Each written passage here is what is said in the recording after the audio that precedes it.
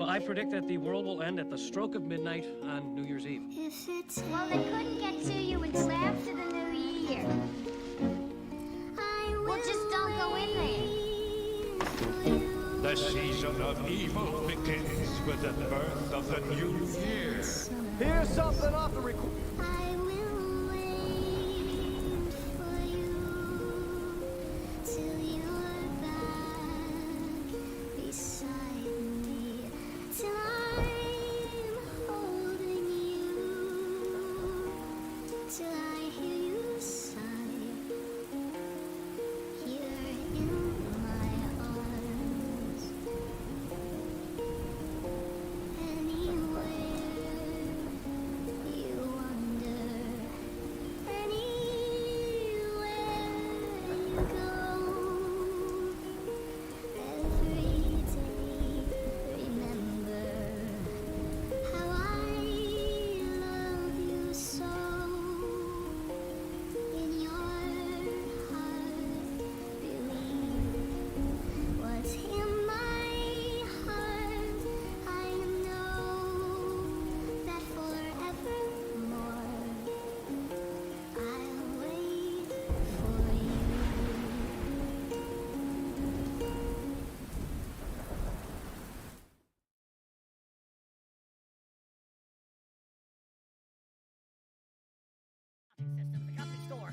paradigm of absolute control.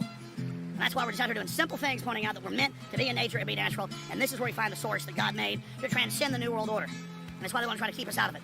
I'm angry. I've had enough of these people. They're a bunch of Christian murderers scum. They're on giant death factories keeping babies alive and selling their body parts. What more do you need to know about these people? I go out and face these scum. They literally crawl out from under rocks. They have green looking skin and they run around screaming, we love Satan, we want to eat babies. I have them on video. Hillary's in the creepy, weird, sick stuff, man. She sleeps in the same room with that creepy, weird woman whose mother wears a hood over her head. What the hell? That woman number one is ugly. Imagine how bad she smells, man. I'm told her and Obama just stink. Obama and Hillary both smell like sulfur.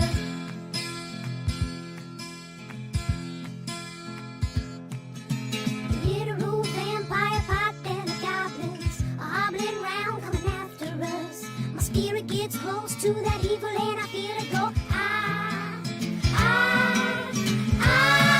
We're such self-centered crap, we don't even notice hell itself rising up against us. Millions of pointed people of the very worst type, and I'm so pissed. We're gonna stab your daughter at the mall.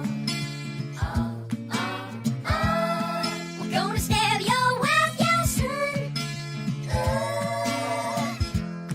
We're gonna stab you with a butcher knife, and then the police chief is gonna say, we love our Somalis, we love our Muslims. Oh, they're so good, oh, they're so sweet.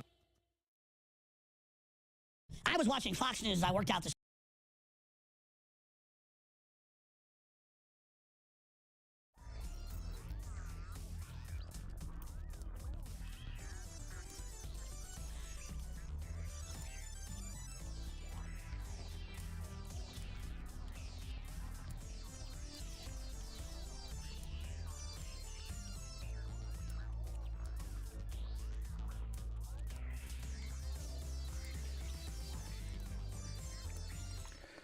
Good morning, my beauties and bees. It is Saturday. It is 9:38 a.m. and we are live from the Hive. Good morning, my beauties and bees. It's so good to see everybody in here this morning, ready to go and get the show rocking. Y'all heard an audio pre-clip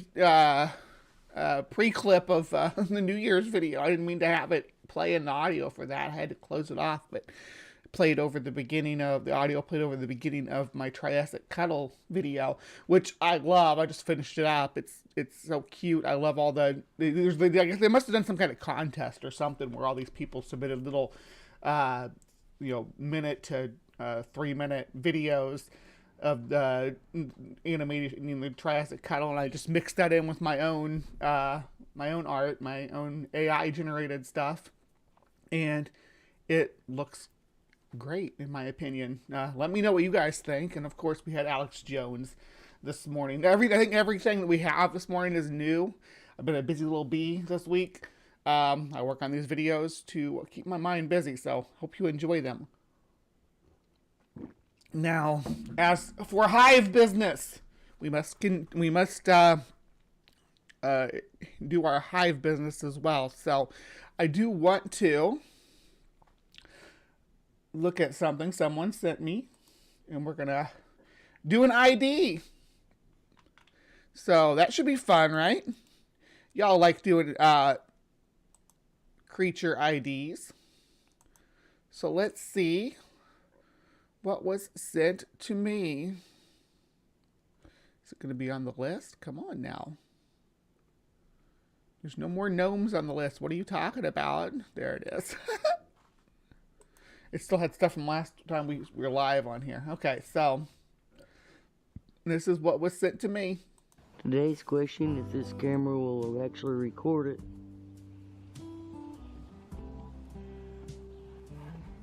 Okay. Try again. Let's play Identify. That thing is 5, maybe 6 inches long. I don't know about the audio on this one. If Blowing up my I'm gonna get royalty tiling, my pillar issues, but foundation.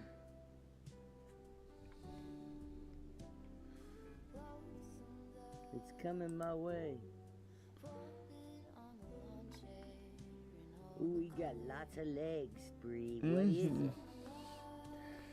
ooh, it does have lots of legs and this nice, distinct red color, the red coloration, and it's got the little this little shield on the front of its head. It's a little bit lighter there. All telling me things about what this creature is. Let's continue on.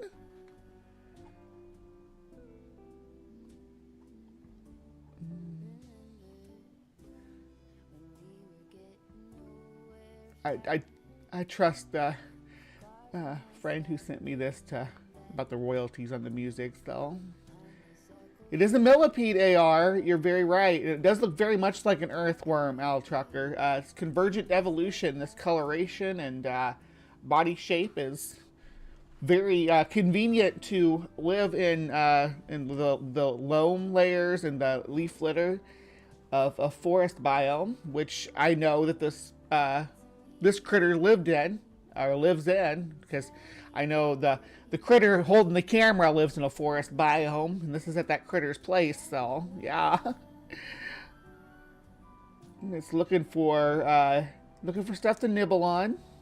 These guys like to eat, like, plant matter, decaying fruit and vegetable flowers. You'll find them in compost heaps. They break down anything that's at a certain stage of becoming deaderous, I guess would be the proper way to describe it. I think. Okay, so this is either a 3/4 inch or a 1/2 inch bolt, but either way it gives us an idea that this animal is somewhere around 5 inches long, right? I mean, you can tell from how it compares to this. If it's a 1/4 inch bolt, if it's a 1/2 inch bolt, the animal appears to be about 4.5 inches long. And if it's a 3/4 inch bolt, this animal is would that be upwards of 6 inches long? Yeah. Look at it when I'm not looking at the camera. And just know that if you send me videos like this, either send me just the video on some social media or email it to me at xbugbot113x@gmail.com, I will feature it on here and try to identify it for you. So that's something I do. I've always done on the show. I haven't done it in a long time, since like the first couple of months that I started.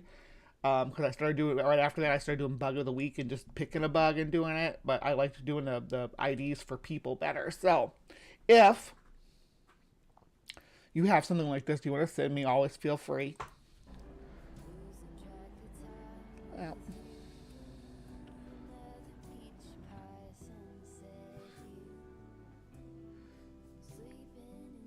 Oh, it's so cute. Guess he got whatever he wanted.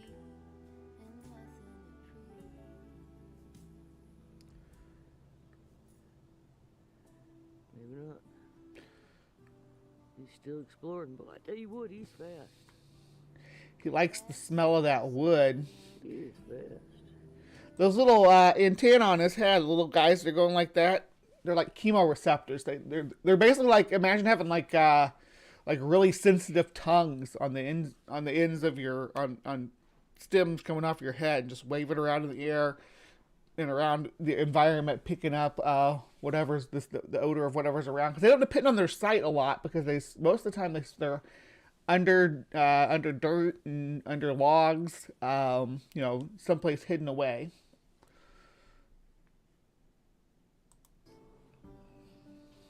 She, he. You I want can't it, tell you that. You want Not to from here. play with it, don't you?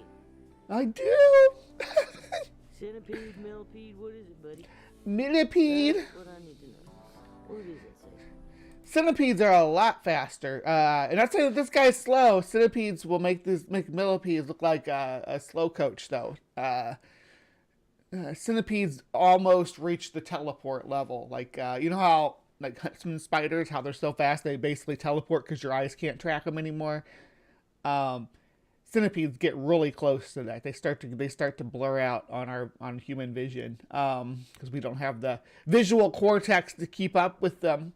That's why when you're rehousing the centipedes, you got to be very careful, because you could be taking your enclosure and tipping it, and then the next thing you know, the centipede's in the bathroom, which happened to me. And I chased it, put the thing on top of it. It was like a horror movie, and then it turned around, raised up like a cobra, and had its legs spread at me and showing me its forceps. That's another thing you'll look for on centipedes that you will not see on millipedes are giant fangs, gigantic, huge fangs with pulsating venom glands just ready, and they will wrap around anything and sink those into it.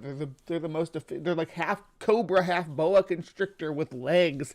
They are one of the world's most incredible killing machines, and their cousin, who we see before us, is about as gentle as Tickle Me Elmo.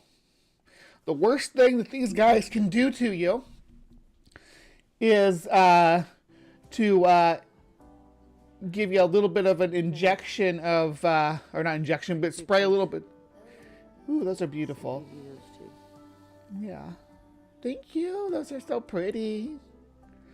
I don't know about the ID on those. I'm not nearly as on the spot. I'm not nearly on the spot about plants IDs as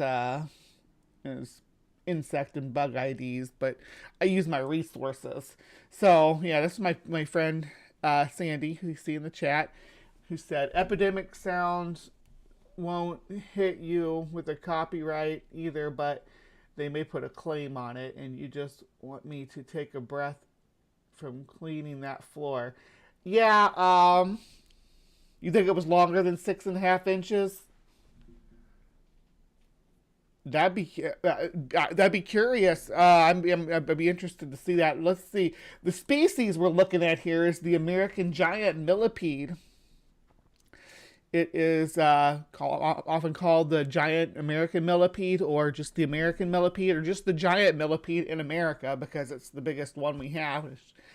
Other than the African giant millipede, it's nothing compared to that. That critter gets every bit of like 10 inches, 11 inches long. Narcissus americanus. It's a detritivore. It's detritivore. I always trip over my tongue on that word too, because detrite doesn't really roll off my tongue very well. Detritivore, which means it eats from the leaf litter. What we actually saw it doing, foraging there. The American giant millipedes are nearly cylindrical. They tend to be gray in color in the wild, but why is it saying they're gray in color? I see this as more of like I suppose the center's gray. I would call this color in the middle gunmetal. I guess that's because I'm used to selling jewelry. But the outer edge is this nice scarlet color, though. You see the scarlet on there and the scarlet on the legs. They can reach lengths of around 4 inches, which we know Sandy's was bigger than that. Even the minimum length that I could measure out on there was 4.5 inches. So it's bigger. They're larger than average in Sandy's neck of the woods. Most body segments have 2 pairs of legs. Each an individual can have 150 to 200 legs total. They never get 1,000 legs, like their name implies. But there are centipedes that have 100 legs, though. Or yeah. Habitat and range. It is difficult to know the true range as they share species complex with a similar species of millipede known as Narcissus annularis. The two species look so similar, it's difficult to tell them apart in areas they are found in together. The species complex ranges from Louisiana and Florida north into lower Canada, though Narcissus americanus are more prominent in the southern portion of the range, which I believe, based on where this video was taken, that this would be americanus. But they could, potentially be the other species, obviously. But As you see, their eyes aren't like just a round eye spot. They're tiny little compound eyes. They're like, there's like 18 little mirrors there, 18 little lenses. Very cool, very interesting. It is difficult to know the true range as they share. Okay, we already read that. They prefer moist areas, specifically under leaf litter on the forest floor or inside rotting logs. We already talked about that. Behavior, like most millipedes, they're nocturnal. They spend their days in their burrows. They don't use their vision a lot, that they dig by passing grains of soil from one leg segment to the next. It can take anywhere from 5 minutes to an hour for one to dig a burrow, depending on the size and how deep the burrow is and how dense the loam is. Sometimes they'll just build it in the loam and it won't matter how deep it is. They're just safe in the squishy parts. They will eat most anything that is rotting, like wood and leaves, though they do enjoy the occasional fresh fruit or animal scat, as they will also use their burrows to keep themselves safe while molting. These guys can live for a little bit. I've had a couple that lived for. I've only had them live for a couple of years, but I always get them as adults. But their lifespan is in captivity is up to 11 years. They reach maturity around 1 or 2 years, and they can lay 20 to 300 eggs. So that depends a lot on the environment that they're in. Ooh, they have some fun facts down here. Bree loves her some fun facts. What are the fun facts telling us? When threatened, sometimes curls up and releases a noxious liquid. A noxious liquid that contains large amounts of benzoquinones, which smell like chlorine or burnt plastic, which can cause minor dermatological burns, but it's more likely to just cause stains on the skin. Yeah, it's a black liquid that they squirt out. If they're doing that, they're not happy, though. Keep that in mind. The giant American millipede shares a species complex with, talking about the shared species complex. All right. Well, that was just a little blurb from this Nature Education Center, Paleontological Research Institution. So I thought I would just drop that in this morning before the show. Now we are about 7 minutes into the next time slot, so let's continue on. Thank you so much for the critter video. Send me critter videos. They don't just have to be arthropods either. They can be birds, they can be bats, they can be snakes, lizards, frogs. You can send me tigers. No, you're not going to see a tiger unless you live in Southeast Asia. I don't think I have any following there. But if you do find a tiger and you live in Southeast Asia, send it to me. I'll be happy to look into it and see what I think. Yeah. Anyway, let's get to Cryptic Corner because I'm ready for it. This one's a weird one. Something we've not talked about before. So I will see you guys. I'll see you guys over in Cryptic Corner.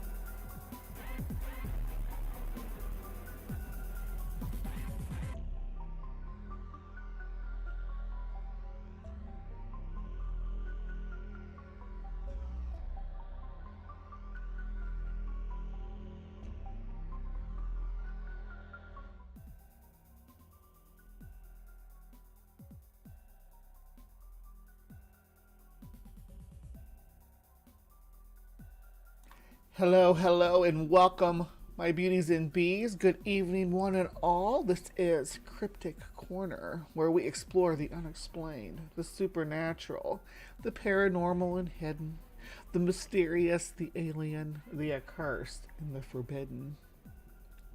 I'm your host, Miss Bumblebee, and I'm so happy you could join us tonight. If you want to take part in these segments live with us every Saturday morning, it starts at 9:30 Central Standard Time.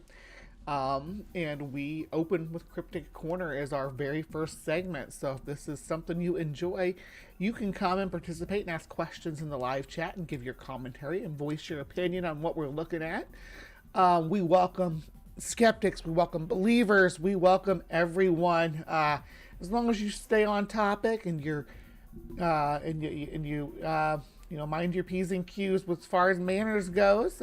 We welcome you to come explore these ideas with us, these cryptic sensations that at one point in time in history shook the world enough to make to render a publication, some kind of documentation in history about the happenstance. And we want to look at it because, you know what, I've been in this field of cryptozoology basically since I've been an adult. So before I was an adult, when I was a kid, I was probably even more knowledgeable about some of these cryptids and their folklore.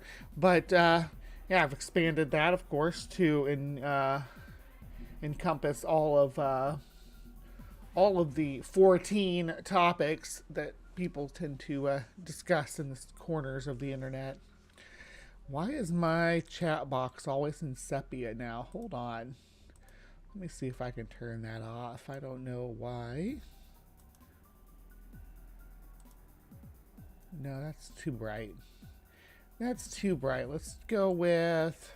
I've got a few different settings I can put my chat box in, but I don't know why. I didn't mean to just drop it in sepia. Let's see.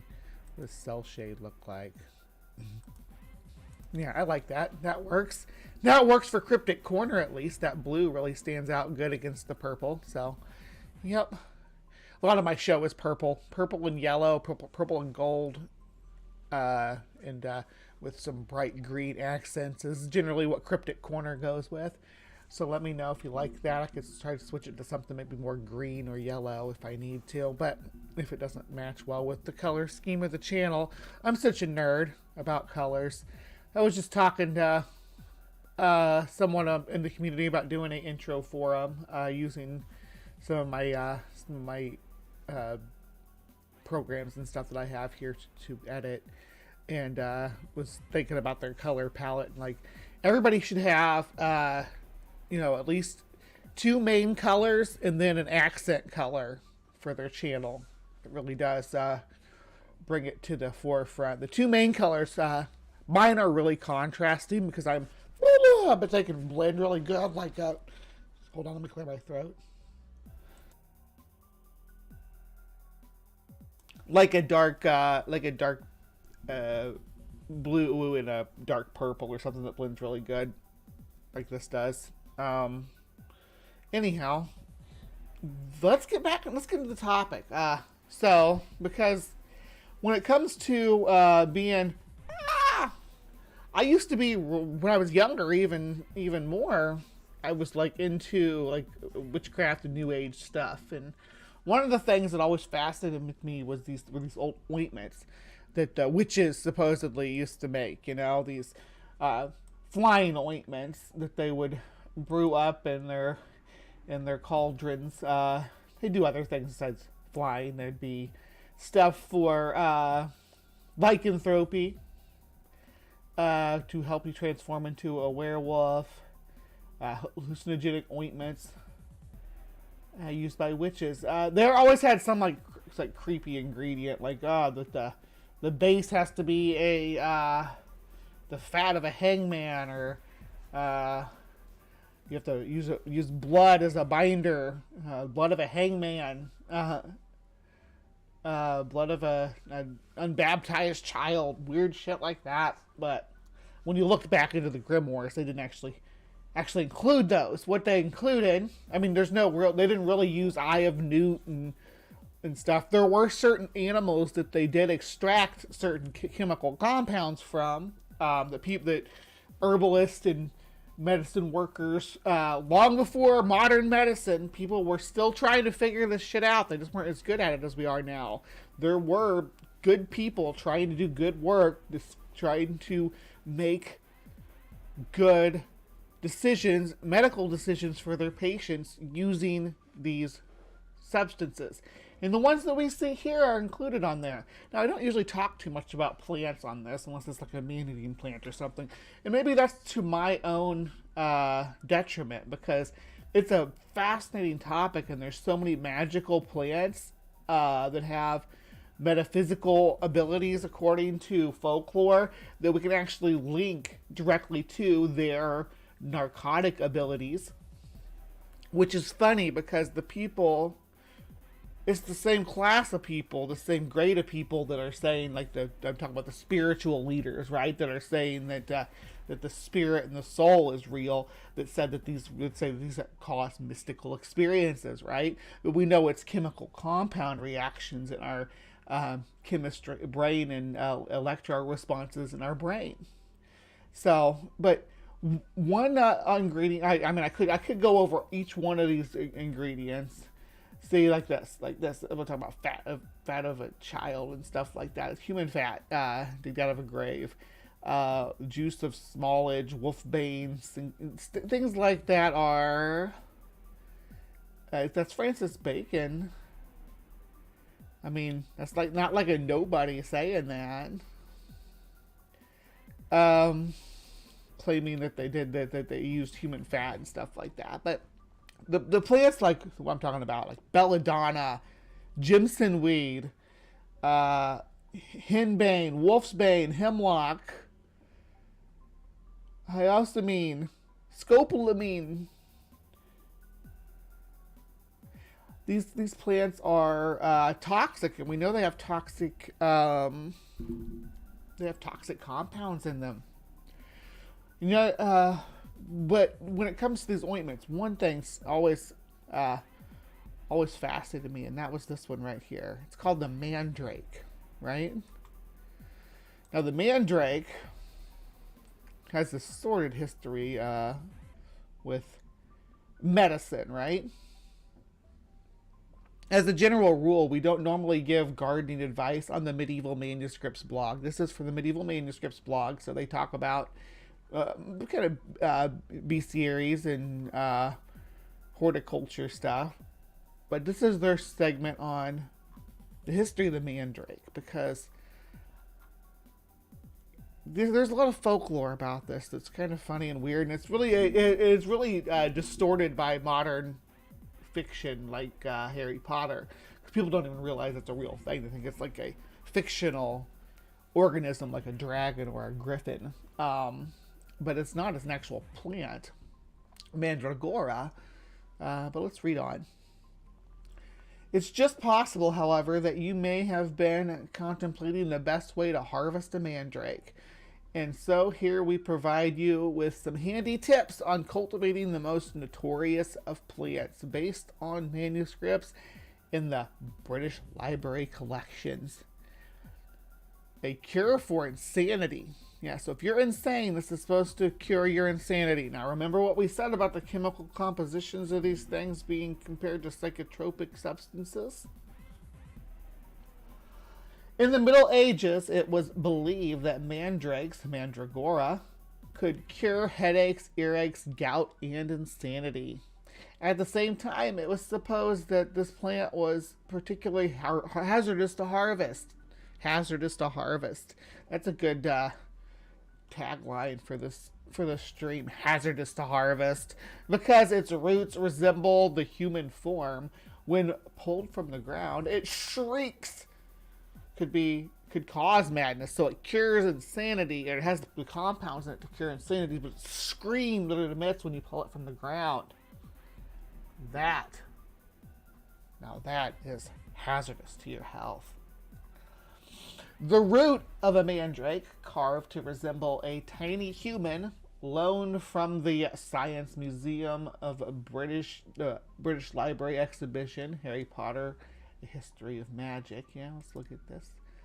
So this is This is the root of mandrake, as you can see. This one looks like a person kneeling with their hands in front of them.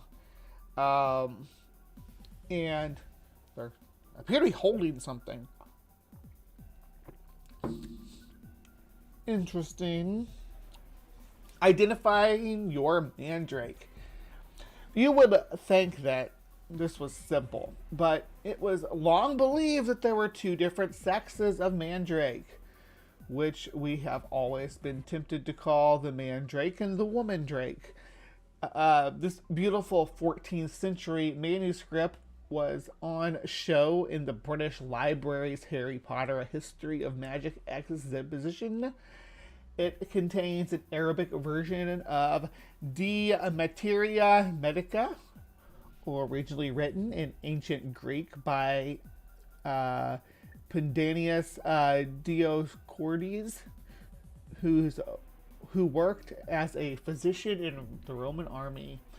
I just want to call him Dio. Dio, can you hear me? I'm lost and all alone. Dioscorides, I think is how it's said. Dioscorides. That's a cool name. Was one of the first authors to distinguish mistakenly between the male and female mandrake as depicted here. In fact, there is more than one species of mandrake native to the Mediterranean rather than two sexes of the same plant. So they're showing differences alleged between the male and female, but really it's just two different species of the same genus of the plant. The mandrake, on the other hand, is quite clearly male as the species. So you can see his drake. Here's the man right here, and here's the drake down here. That's the mandrake. That's how that works. This one's showing the fruit. These are the fruit, not the flower. This is what the flowers look like. Below are two mandrakes, one male and one female, drawn in the lower margins of the Queen Mary Psalters, hanging upside down. Their blood is clearly rushing to their heads. Yeah, this is drawn down here. They used to just do that, just draw like some cartoons in the margin. That's actually where kind of the history of cartoons comes from, is these drawings that monks would put in the corners of the manuscripts, because they'd used to this is medieval margining right here. This is the kind of margins that they put, and I think this is, I want to say this is Latin. Looks like Latin. It's not Greek. But yeah, so they would have all these extra margin space on their pages. So they'd use them to draw this, or they'd draw rabbits doing bad things to each other. It is also advisable not to confuse your mandrake with a gonk. With an elephant. Yes, they are elephants. Or with a dragon. It's got a mandrake here showing what the gonks look like and what the dragons look like. Mandrake, gonk, dragons. And I guess gonks were pretty, that'd be fun. Could you imagine if we called elephants gonks today? It's like a short word. It's like gonk. Yeah, it's a gonk. I mean, trying to think of no one wants, like, because we have lots of expressions that use the word elephants. Like, no one wants to talk about the gonk in the room. Do you want to do a white gonk Christmas exchange? No one says, elephant's kind of a long word. I mean, no one complains about it. Like with the other two big mammals, hippopotamus and rhinoceros, are equally long names. We're just like, oh yeah, it's a big animal, it needs a big long name. But for hippopotamus and rhinoceros, we have shortened versions of their names that we use in common parlance, right? We say hippo or rhino. No one says Ellie or Fant. No one says either one of those. We need to bring gonk back. So, you know, the biggest animals in Africa, the biggest land animals in the world would go gonk, rhino, hippo, right? And forget about the long names when you're just listing them off in common parlance. Yes, let's gonk it up. I want to see more gonk references in my side chat, please. Think of terms that are phrases that we use that have elephant in them, and then exchange it for gonk. I want to see how it sounds. We're going to test this baby out. But I'm going to continue on reading about mandrakes, because it's easy for anybody to get distracted by gonks when you really dig in. All right, so the next part's going to get a little bit gruesome. For my dog lovers, I'm very sorry to tell you about this part of mandrake history. This is not something I'm happy to be reporting on, but I will explain how you harvest a mandrake. First of all, you got to bring a dog, okay? Medieval plant collectors devised an elaborate method to harvest a mandrake. The best way to obtain one safely was to unearth its roots with an ivory stake, attaching the plant to a dog with a cord. A horn sound should be sounded, drowning out the shrieking, while at the same time startling the dog, causing it to drag out the mandrake. This medieval mandrake looks resigned to its fate. As he's talking about this one down here. See the dog tied to its feet? The dog dies in this, yeah. While the mandrake is blushing with shame at the prospect of being pulled out of the ground. Because everybody can see his drake. This one didn't show up. It's an older picture. Let's see if I can get to load.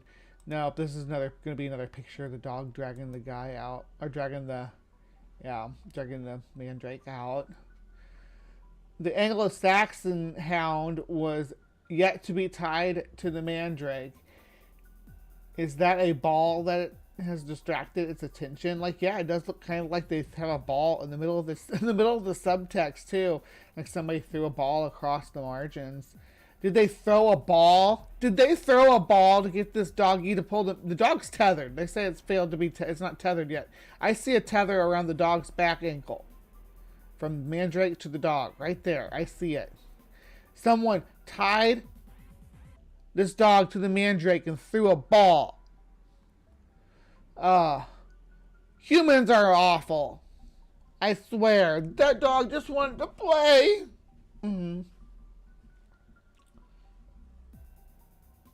Sleep like a lion, wake up like a gonk. The gonk's graveyard. Yeah, you can explore the gonk's graveyard. I've seen a peanut stand. I've heard a rubber band. Seen a needle wink its eye. I thought I seen about everything when I saw a gonk fly.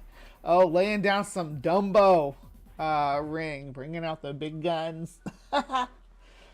I love a good deep fried gonk ear at the fair. Yeah, I want to get some gonk ears to put by my window. So like people walk by, it looks all green and healthy in here. That makes me feel good about myself when that happens. I let all my plants die from frostbite. I'm such a bad plant mom. I didn't even think about, because we're on a screened in porch. I thought, oh, they'll let them enjoy the sunlight until the first snow. Nope. Didn't keep them above the frost line. Anyway, enough of me complaining about my temporary black thumb, because I assure you I do most of the time have a pretty green thumb when I'm not so down in the dumps so much. But life's getting better all the time. Gonna be going to a Christmas party after this, so yeah. Let me see here. Stuff your ears with earth. Yuck. No, do never stuff your ears with earth. This is not good advice for anybody at any point in time to stuff earth in your ears. It does not matter. Cotton balls, earplugs. I would suggest like you just using your earbuds. right? And then sticking those in there and then playing some music. If you're going to be digging mandrakes up, okay?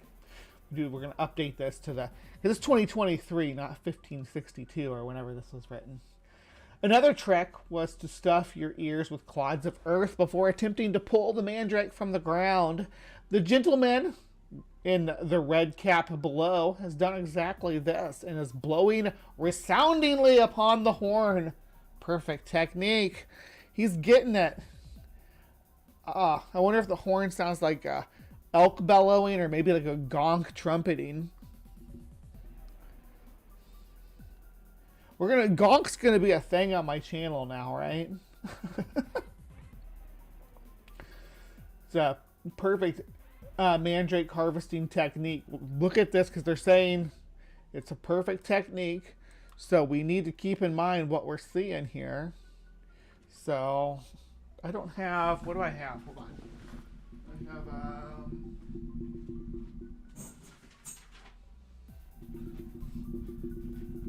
I have a giant stack of folk instruments, but I have a flute. Can I drown it out with a flute?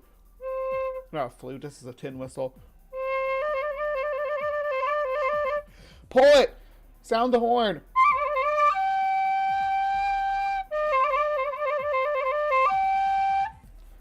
Nothing. Yeah, I'm not going to sit here and play all day.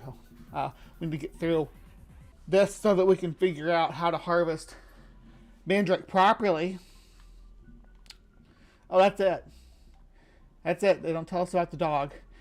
You cowards! You have to tell us what happens to this dog. We see this dog here, right? See him? Tethered to the man. There's the man.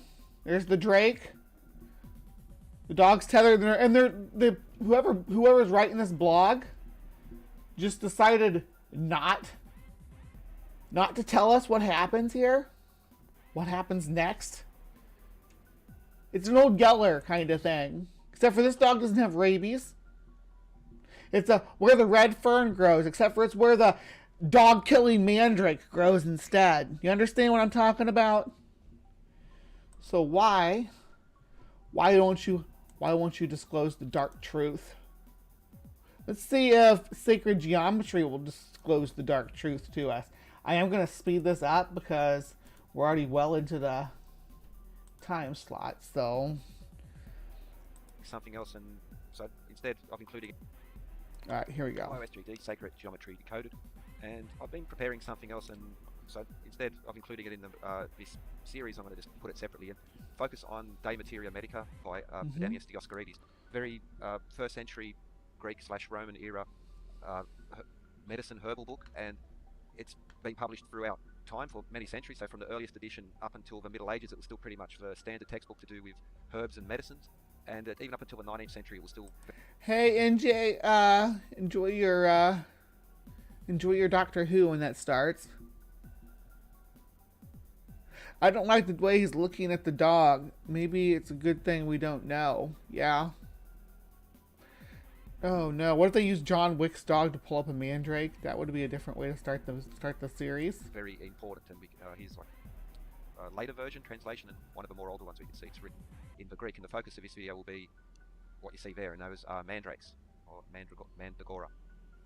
The De Materia Medica. This is the Juliana Anicia Codex, or the Vienna Dioscorides as they call it, from approximately 515 AD.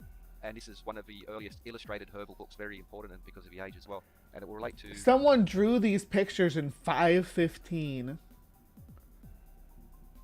Isn't that gorgeous? Look how it's almost like realistic. I mean, you think about how bright they probably were when they were first laid down in ink, right? And if they're faded now, how bright and beautiful these must have been in their glory. All the series I'm going to be posting in regards to some of these things now. Not just the we'll get to that, but just even the style of the illustrations is pretty cool in that particular one. These are Arabic translations. This De Materia Medica was very important, widespread text in regards to herbs and medicines, but medicines also include minerals and metals as well. So it was not strictly purely a herbal book; it was a medicine book. So the 1554 edition, but here we see from the Juliana Sia Codex, this surviving illustration, and that's important because it's related to Mandrake, and you might notice that there is a dog hanging from underneath. Yeah. So here we see Dioscorides. There's a dog hanging from underneath, right? We all know what happened to him. We know what these gentlemen did to that dog. I'm wanting a 515 version, 515 AD version of John Wick to come in here and deal with them. Dioscorides receiving a mandrake, and this mandrake being so important as a ancient medicine for, and also related to medieval witchcraft, these other elements. It's still very, very strongly connected with magic. So as far as herbs and plants go, mandrake is the magic one of back to antiquity. One of the reasons is because it looks like a homunculus, like a little person. So in Eliphas Levi, that famous... If you haven't watched the video on homunculus, I'm probably at my premiere. I'm going to drop the link over... Oh, actually, it'll be up there. No. It'll be in the side chat, so it'll be over there. Yeah. For my homunculus video where I covered that. Very similar kind of concept, actually, to a mandrake. Image of Baphomet. In his book, he also speaks of the mandrake connects it to Paracelsus, and the concept of a homunculus, which is a miniature man. In alchemy, such as by Geber, they speak one of the ambitions of alchemists were to create artificial life, and that was to create a homunculus, a miniature man, and this herb having magical properties, because the actual properties of it are very unique, but also it looks magical in that sense. So mandrake is a hallucinogenic. It's a trip, okay, and it's a narcotic. Narcotic comes from the Greek word narco, which means to make numb. In Dioscorides, he describes how a wine made from mandrake produces anesthesia. So it's one of the earliest references to anesthesia, anesthetics, and the original translation of that should mean a loss of sensation. So early physicians such as Galen, who were there was a lot of battles going on in those times. There were a lot of wounds. You can see in, for instance, the Edwin Smith papyrus of ancient Egypt. They talk about trauma injuries. So they use mandrake as an anesthetic, and historically. But the need of an anesthetic would be an important one, and mandrake is an anesthetic. It's also hallucinogenic. So enter a Joe Rogan meme there. It's also interesting. Is that Joe Rogan? It's also interesting because what I'll be covering in the videos I've planned ahead is the connection between the Hermetic era, especially. See, this is the Voynich manuscript. Do you know what the Voynich manuscript is? The Voynich manuscript is kind of famous. It's this book. Man, it deserves its own episode. It's this ancient book, right? That had all these herbology. There's like whole sections of herbology and astrology, but the text itself was written in a language that no one has ever heard of or seen. No one knows quite what to make of it. It's really and it's bizarre because it does. You can see it has mandrake and stuff like that in it. Mandrake is a Mandragora officium is a plant from. Okay, that's just we've gone over that. Satan's apples are what its berries are called. They're orange. They're about that big though. They're not tiny. They're pretty big size. They're just slightly smaller than a golf ball. With people such as Athanasius Kircher, connections to the Voynich manuscript, connections to apocryphy, and how this goes back in time and back to the early Greek period and the influence of the Babylonians. Now, the mandrake is a plant that does appear in the Bible, right? This is a biblical plant. Like, you can, they'll get to it in a second here, but this is the folklore surrounding this plant does appear in the Bible too. And the ancient Egyptians on these. Now, there's not many texts left from the ancient past, but through Dioscorides and those few surviving fragments from Mesopotamia and Egypt, you can see this connection. But that's an illustration from the Voynich manuscript. Now, no one's cracked the code of the language. However, and I'll cover this in more detail soon, but the illustrations are mostly herbal. Then there's a small section on astronomy or astrology, and then there's several pages which show apothecary jars connected to a particular plant. So a herb would be stored in a particular shape jar made of whether it be glass or a ceramic jar, which blends with the apocryphy medical texts of earlier up until the Middle Ages through to the Renaissance. So there's a mandrake connection, and they are using the roots as an anesthetic. Mandrakes are mentioned in the Bible, Old Testament, for instance. There we go, yeah. Pay for play, I suppose. So the mandrake, the roots themselves and the berries are said to pack hallucinogenic properties. I believe it's the berries that people trip on, but I'm not sure. If there are people who do eat the roots too, I think most people keep the roots as like a charm more so than as taking it as a narcotic. So the berries can be narcotic, but the plant itself is like a charm to have. You can have it in your garden, or you can have it in a pot in your domicile or whatever. But it's a charm that's supposed to give you certain prosperities, as opposed to the berries, which have a very real psychotropic effect, and they can be used. These are what people used to use for anesthetics way back in the day.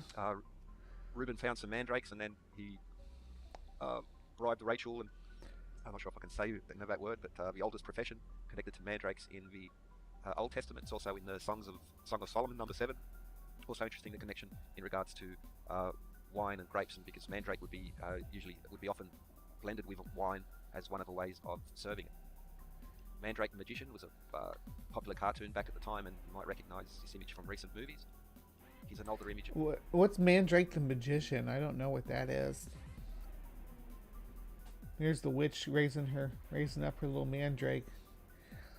Of a witch with mandrake and flying witches. Now I include that both here because we also see the Strix, or Strigo as we call it in because as we said at the beginning of the stream, there's a connection between mandrakes and flying ointment. So my goal for being able to get to fly is I'm gonna get a mandrake first. So that's on the agenda now, right? We know that's something that we need. The old language, old country where my parents originate, witchcraft as well, and very important in witchcraft. So witches' flying ointments contain mandrake. They also include deadly nightshade and a few other poisons. That's how during the witch hunting period, and that type. Well, mandrakes were very magical. Also, if you harvested a mandrake, it was often said you would go to hell. So there was a lot of, hey, if you have a mandrake at all in your possession, you're a witch and we'll burn you. But doctors needed this to put people into a sleep so they could operate on them. They didn't have anesthesia back then. This was the anesthesia of Middle Age Europe, and they're like, but if you have anesthesia, you're a witch, and we're gonna burn you. This is like what's happening now with a certain vaccination, right? You got these treatment that the public needs in order to be able to have a lower mortality rate, yet there's a faction of a political movement in our country to prosecute for putting out these vaccines. Mandraking potions for the Sabbath and Bacchanalians, Bacchus, as they call them, ceremonies of drunkenness and debauchery, as typical images of witchcraft from back in the day. Here we see some mandrake roots, and you can see not always. So if you can so just like in China now, if you get a ginseng root that looks like a human, it has huge more value than one that just looks rather random. So yeah, you see that they don't always turn out that way. What it is, like a double tap root is what it is. You got two big tap roots going down, and these aren't nearly as long as they actually are. They go down to a good 5 feet, but they get thinner, but they're still a big tap root. It's like a big drinking straw for the plant. A mandrake root was valuable. A mandrake root that looked like a human was very, very valuable.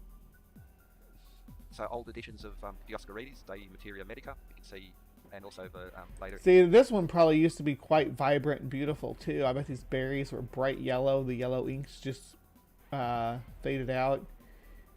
And this is probably actually a lighter brown with lines on it, but the ink they used for the lines just kind of bled together over the centuries.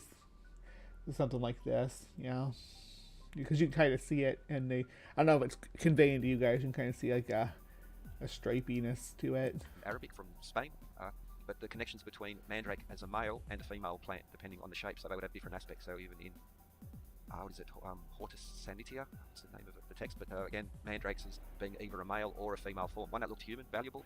If you could separate one that looked particularly male or one that looked particularly female, would have its own applications and again increase the value of the plant. In regards to separating herbs, so Dioscorides and other ancient writers, Pliny, Theophrastus, separated herbs into a male or a female aspect, and gem. Yeah, so I mean, separating gems into male and female. Still now, dark rubies are considered male, lighter gems are female. According to Josephus and other ancient writers, a darker mandrake would be more feminine, and a white mandrake would be considered more male. But in alchemy, herbal apothecary, this division between male and female aspects is an important one. Because, for instance, this is the work of Isaac Newton, one of his during his alchemical period, and you can see the symbols, for instance, Mercury, the moon, Mars, the sun, and Venus, which were connected to particular metals as well as gods such as Aphrodite or Venus. But he also separates them into masculine and female. So masculina, sanguina.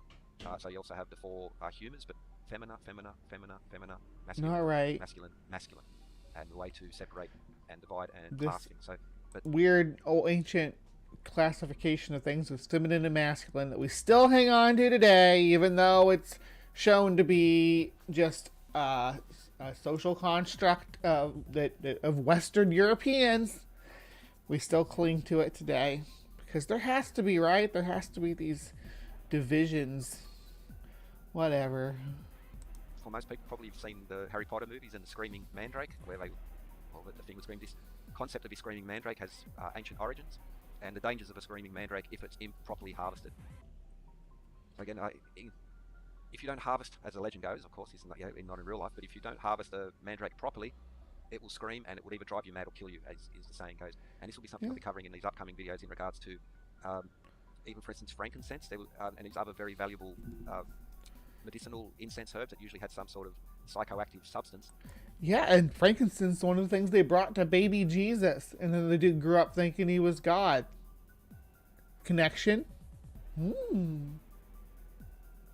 Very often a legend connected to it of its danger if improperly harvested or used, and seems to be like to scare the people off.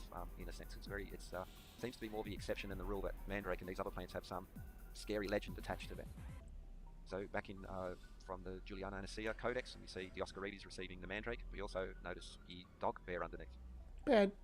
Here are various poor doggo. We know what you did. Images throughout time and periods where we see again the mandrake connected to a dog, and this one you can see how he's only partially harvested, and again here, and you can see the rope tied between the dog and the mandrake, again the mandrake and the dog connected, and here as well you can see that the dog is connected to the mandrake. If the mandrake was dangerous, so you can see in these Arabian images from in regards to the mandrake and the dog, and again here, and notice that this guy is covering his ears, because the concept was that you would partially dig out the mandrake root, but once you ripped it out, it would scream, and that would either send you mad or kill you. So what the idea was, you would partially dig it out, then you would attach it to a starving dog.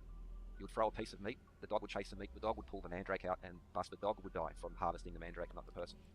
No! Josephus and other ancient texts. So leave those dogs alone. more of the medieval period speaks about that this has ancient origins, and it's again across the Mediterranean region that this tradition, this legend is being passed on. Mandrakes grow in current day Israel, were native there. Is evidence to suggest that Tutmosis, along with many other plants that he imported from this region, brought mandrakes into Egypt. Maybe they might have been there already, but definitely amongst many other plants, Tutmosis, after a victorious campaign in Syria, imported a lot of medicinal plants. And here we can see the mandrake fruit in these glass faience beads, part of a pendant. There's a passing mandrake fruits around, and you can even see in the garden the mandrake there in Egypt.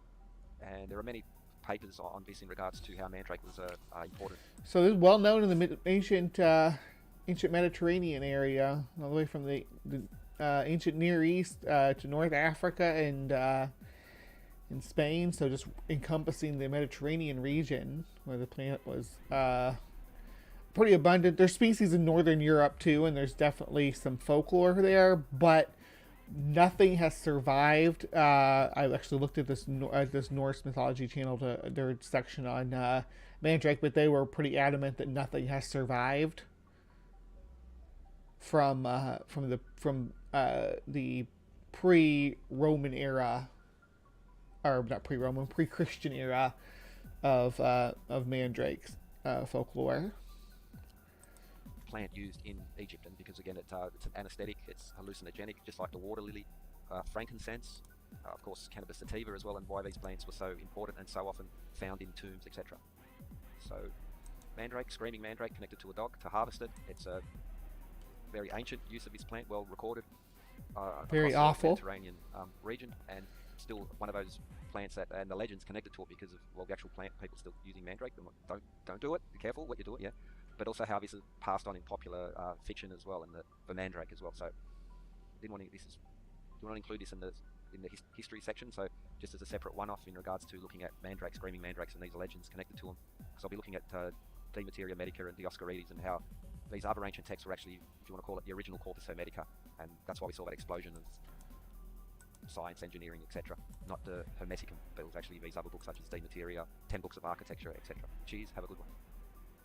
So I just subscribed because I thought it was interesting, but yeah. Yeah, this was SGD, Sacred Geometry Decoded, is what we were looking at right there. And then I got one little short video. This is some occultist guy named Raven Grimassi showing us the Wiccan way to charge your mandrake. This is the mandrake root that we've unearthed in preparation for replanting. And we'd like to charge them to inform them magically as to their status as the sorcerer's root, so that they remember their past and secure it in their present and carry it into the future as they grow.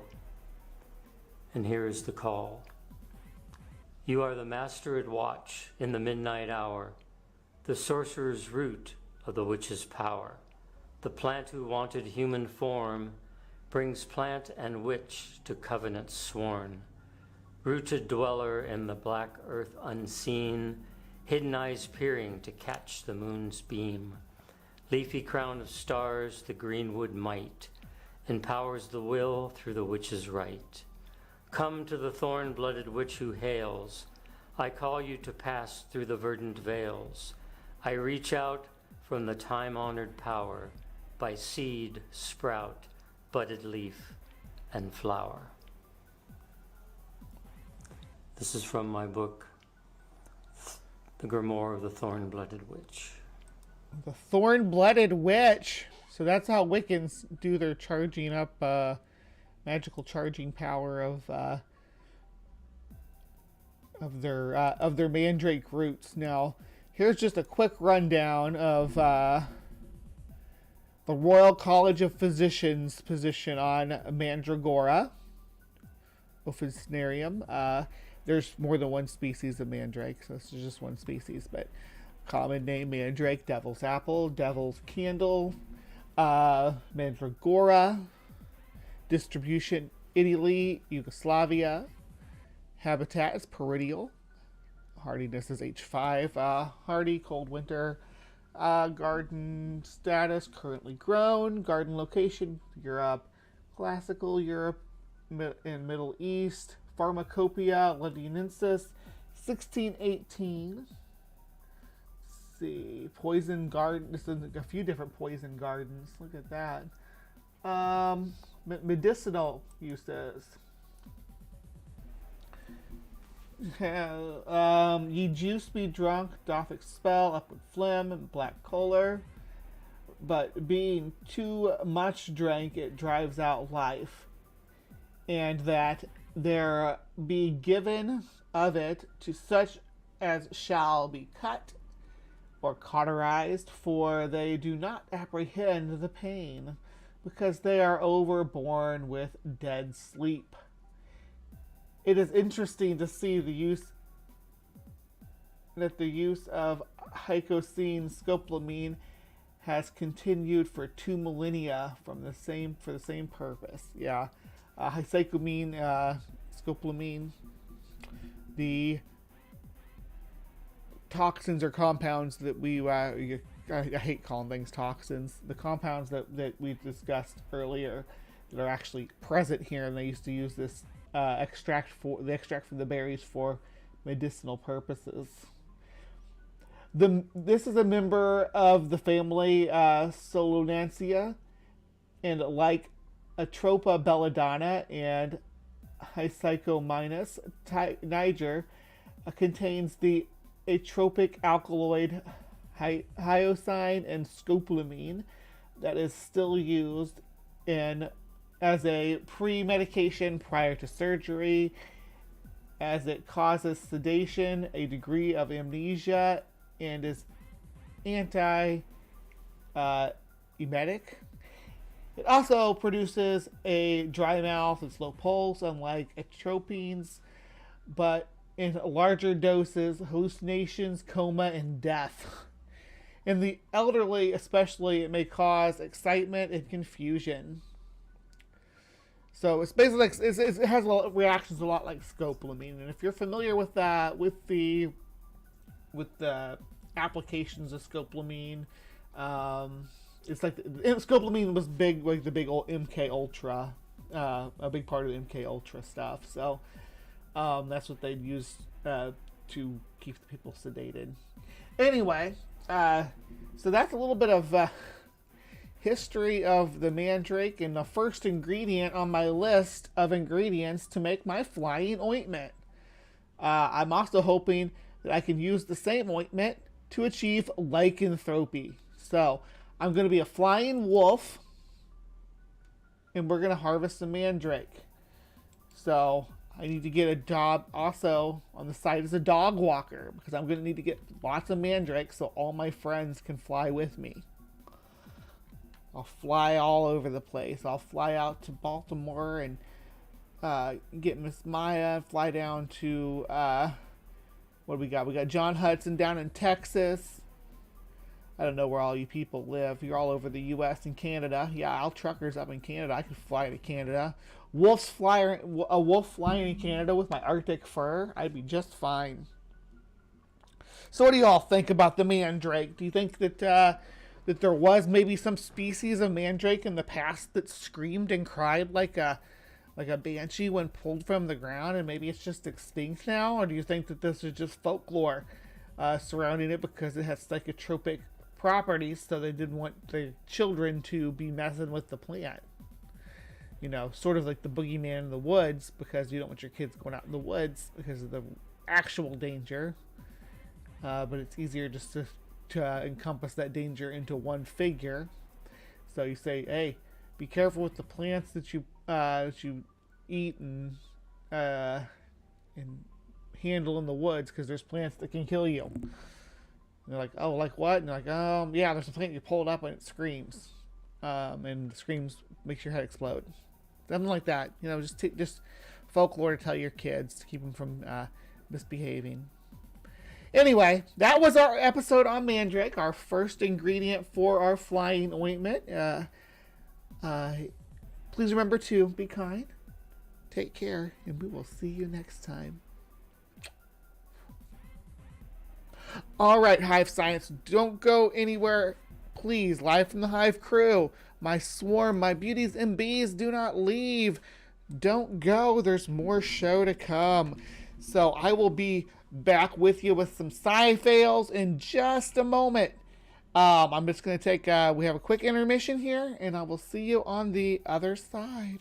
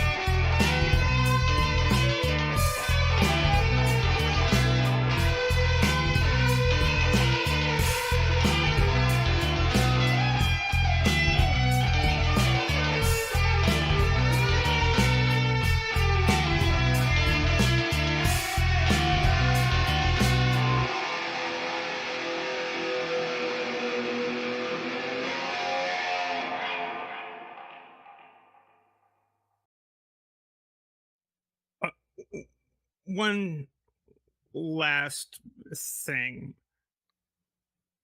Some of you who've been around my channel for a while know that I gave a talk on Trans Day of Remembrance at a Methodist church, a local Methodist church. The pastor is an old friend of mine from sailing. She asked me if I would give this talk. Her child, I think eldest child, I think so. I think he is. But when I was working at a community sailing program, this child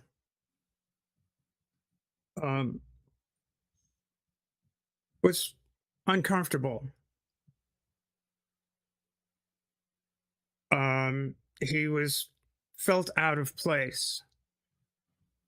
His instructors were sort of and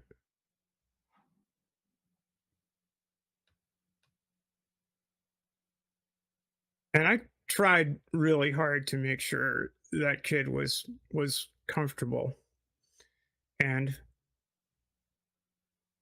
felt good with the program.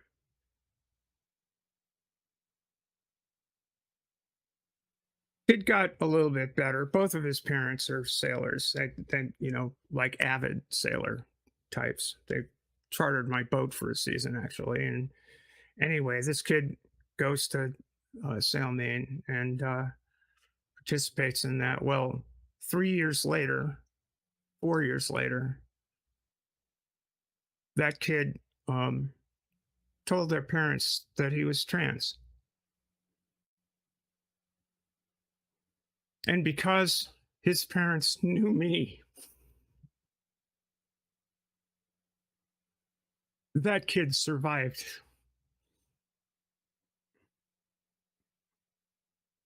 And because that kid knew me, that kid grew up to be a strong, healthy young man who's in college and loves sailing.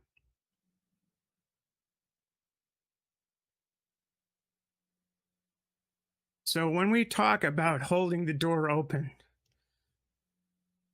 it's for those kids that that otherwise will have their lives cut off, that will have that will not be able to live fully as who they are. And some of us of a certain generation remember what that felt like. And it took a lot of years to escape from that.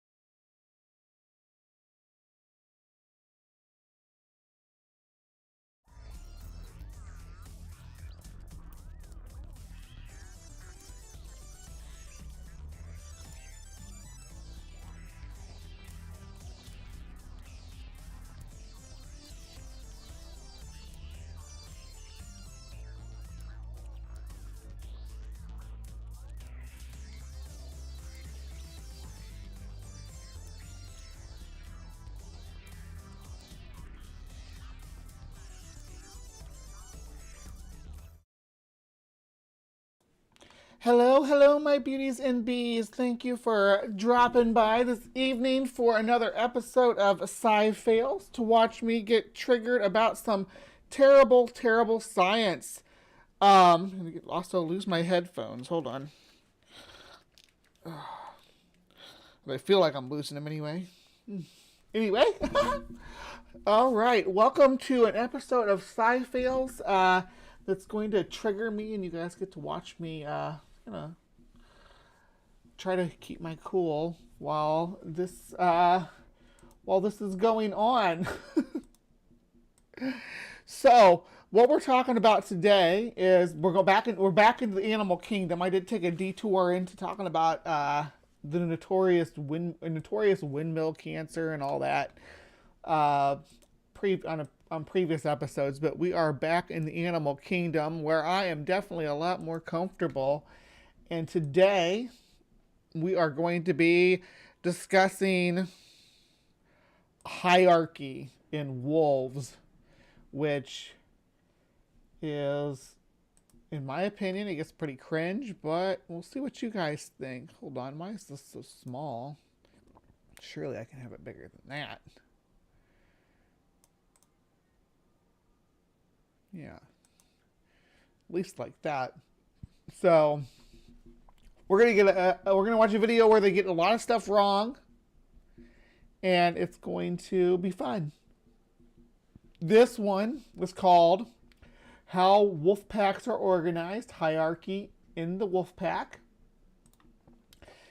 It is by this channel called Animal Wide. It has 2.42 subscribers. This video has 24K views. It's only 3 months old. We are looking at only 9 comments. Nothing too noteworthy in the comments, but let's see what the content of the video actually says.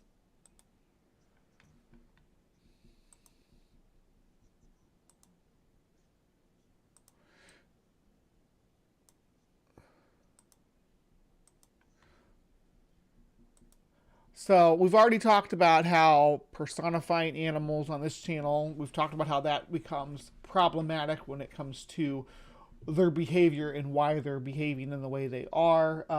It's called ethology in animals, and it's a very complex study of zoology.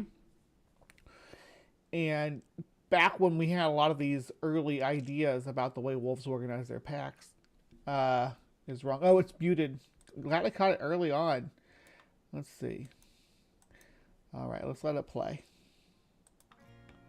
Among the gloomy and mysterious expanses of wild nature, a wolf pack leads its cruel and complex struggle for survival. They are... See, it's talking about being cruel. I can't wrap my head around that. And it's not cruel, it's nature. Yes, nature can be cruel, but the wolves are just trying to live their lives, right?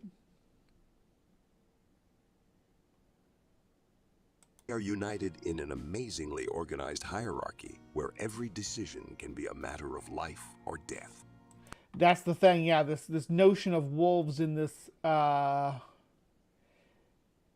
hierarchy is just bollocks. Yeah, what Ring says, it's prison rules for wolves, and then they say that this is how wolves act, this is how wolves behaved,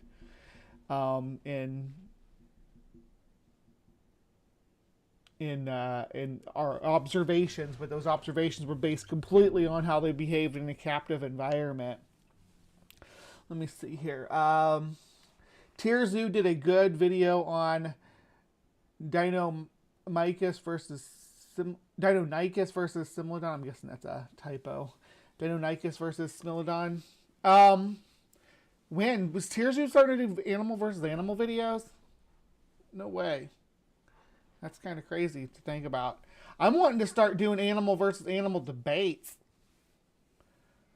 I'm ready to start doing. I've been bugging my friends that do in the debate community to do it. I want to do like a lion versus tiger debate, T-Rex versus Carcharodontosaurus or Giganotosaurus or something like that. Let's do it. Yeah, Smilodon versus Deinonychus. I'm here for it. How about Velociraptor versus I don't know, a cheetah or something? How about Great White, or yeah, not Great White, Megalodon versus, well, hell, you can put Megalodon against a lot of things. The giant crocs, giant snakes, yeah, I don't know anybody who would defend a Megalodon, Titanoboa against a Megalodon, but there's people that will. You know, I will have to watch that. Utah Raptor. Okay. Utah Raptor versus Smilodon. Some of the channels that I watch that help me to find out what bad videos to cover, they cover Tier Zoo too. It's kind of funny. They're like, oh yeah, here's all the things Tier Zoo. They'll do Tier Zoo just like it's one of these videos. It's kind of funny because the production value that goes into Tier Zoo, but they go through and debunk the stuff that Tier Zoo drops too. It's crazy. But what happens behind the scenes of this fascinating world? How is the power divided within the pack? How do wolves hunt and ensure the well-being of their family? You will find the answers to all these questions right now. Wolves differ from other predators in that they gather in packs and maintain a strict hierarchy within them. Most animals that live in groups retain a high hierarchy, and you could call them, they're the only animal that lives in packs because when hyenas do it, we call it a clan. When birds do it, we call it a flock. When gonks do it, we call it a herd. Actually, gonks aren't predators. I digress. We need to insert more gonks into this stream. But yeah, wolves aren't alone as being the only animals that hunt in groups with strict hierarchies. Even when chimpanzees and baboons hunt.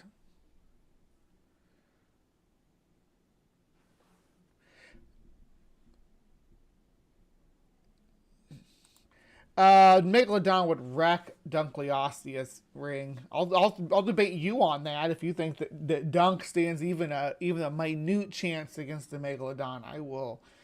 I will take that bet. Oh yeah, wolves versus hyenas is absolutely my favorite. I think I actually did a video on wolves versus hyenas at some point on my Breeze Bestiary channel, which is now transitioning back over here, which is kind of funny. Each animal has its own role necessary in their struggle for the survival of the entire wolf family. The wolf is an intelligent, cautious, and strong animal. Its coloring and fur allow it to camouflage perfectly and survive in forest conditions in any weather. True. The wolf's main working tool is its hearing. Regardless... Its smell is pretty important too. Hearing, smell. Eyesight, they depend on their eyesight about the same amount as we do, though. Their sense of smell and hearing are just better than ours. Their sense of taste is better than ours too. Of the animal state. We have a better tactile sense than they do. What's that? It constantly listens to the surrounding space, capturing the slightest sounds that are imperceptible to human ears, distinguishing the causes and reasons behind these sounds. Be it oh footsteps, my gosh, birds, that wolf is the so bass, beautiful. Capturing the slightest sounds that are imperceptible to human ears, distinguishing the causes and reasons behind these sounds. Be it footsteps, bird cries, or something else. The wolf's sense of sight is equally impressive. Thanks to its keen eyesight, the wolf can discern moving objects, animals, humans, and birds from a... Yes, eyesight allows you to see moving objects. Paleo memeing. Oh yeah, with Chunky Donkey versus Megalodon. Yeah, people do want to take that bet.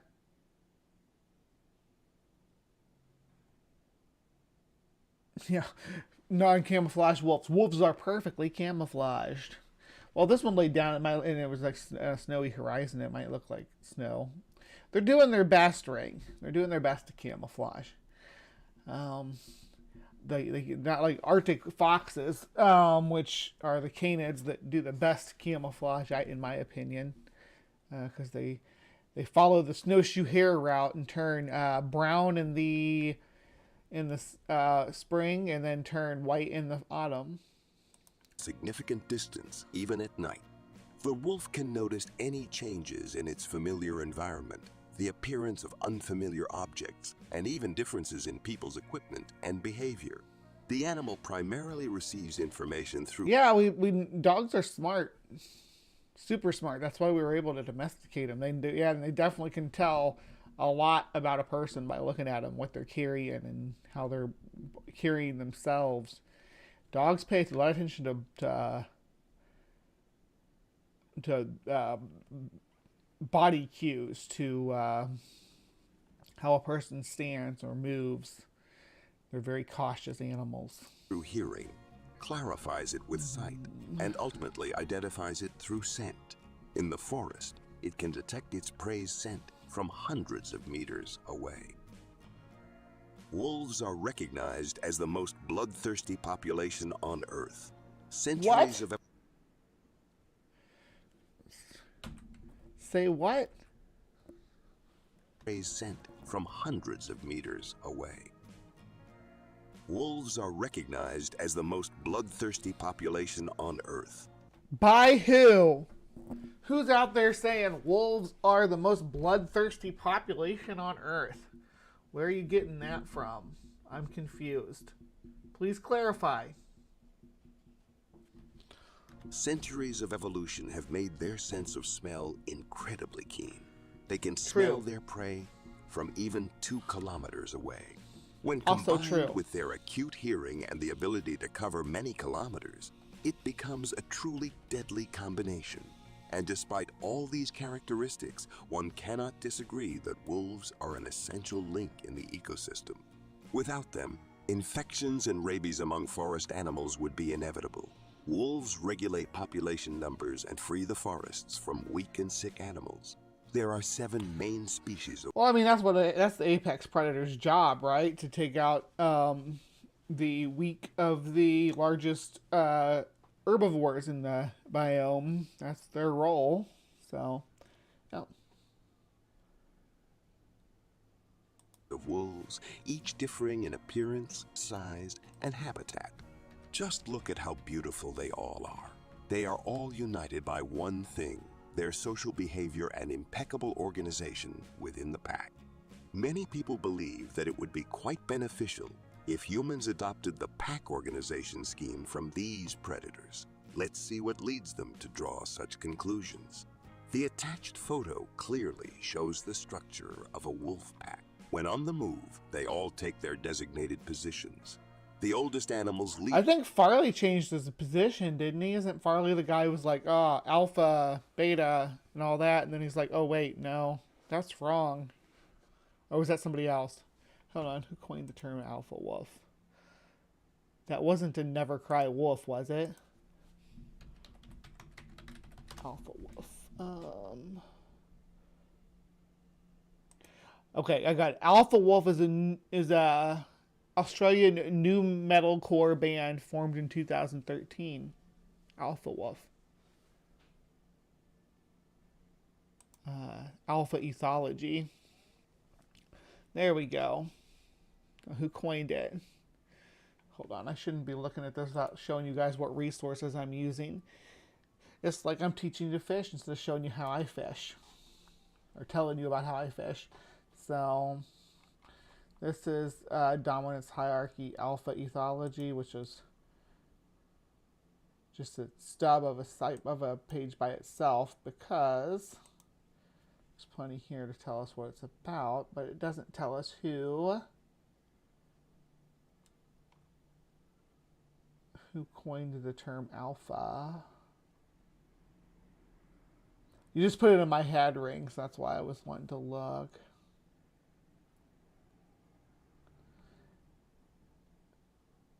Conflict over dominance, game theory, regulation of mechanics, hormonal control, brain pathways. Where's history? Birds. Use social insects.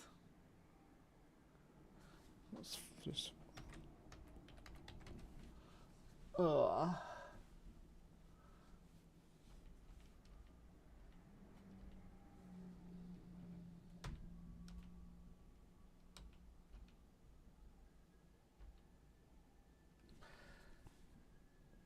Anyway, yeah, here, we're going to continue on. Lead the way, determining the pace of movement. The next group consists of seasoned adult wolves. The center is taken by the pack's most valuable members, who are guarded by the entire pack, the she-wolf and the pups. The strongest wolves walk in the back. They are the best warriors. At some distance behind them walks this the has alpha. been long debunked. This image here, that is not what's happening. And there it is. It was Rudolf Schinkel. Rudolf Schinkel was the one who reviewed the... I guess David Mack was important in popularizing the term in 1947 when Schinkel wrote... Here we go. I'm going to pull this back over here. And then we need to rewind because this image is kind of famous. Yeah, here we go. So, it's just from the Google search who coined alpha wolf. Rudolf Schinkel, a Swiss animal behaviorist, coined the term alpha wolf in 1947. Schinkel's paper, Expressions Studies of Wolves, introduced the idea of the alpha wolf. Schinkel observed that male and female wolves seem to compete to become the dominant within the group. He based the concept of the idea that wolves fight within a pack to gain dominance, and the winner is the alpha wolf. L. David Mesh, I think it's Mesh, is how you say that last name. I'm sorry if I'm saying it wrong. Another researcher of wolves included the term in his book. I don't know why it's got that on the drop down. I thought I'd have his book on the drop down. This feature seems to be a fail, Google. Mesh first studied wolves in the zoo and coined the term alpha wolf. However, he later studied wolves in the wild and regretted coining the term. Mesh said there is no such thing as an alpha male or female in a wolf pack. Exactly. It's a misunderstanding of wolf behavior. Now let's talk about this image right here. I have... And if you're wondering why I'm having to type all this stuff in, because I accidentally closed this this tab when I when I was transitioning to try to stop it from playing the sunny days thing. It was annoying. Here we go. All right. So we got this viral image. Say the photo shows a pack of wolves walking in a single line in the snow, being led by the sick. All right. So the three wolves in the front are either old or sick. They walk in the front to lead the way so as to set the pace. The five wolves behind them are the strongest. They protect the front in case they are attacked. The middle group consists of newborn, pregnant females and young wolves. They are fully protected from the front as well as the back. The five wolves behind the middle group are also among the strongest. They protect the backside. The last and the lone wolf in the back is the leader, ensuring no one is left behind. He keeps the pack tight and cohesive.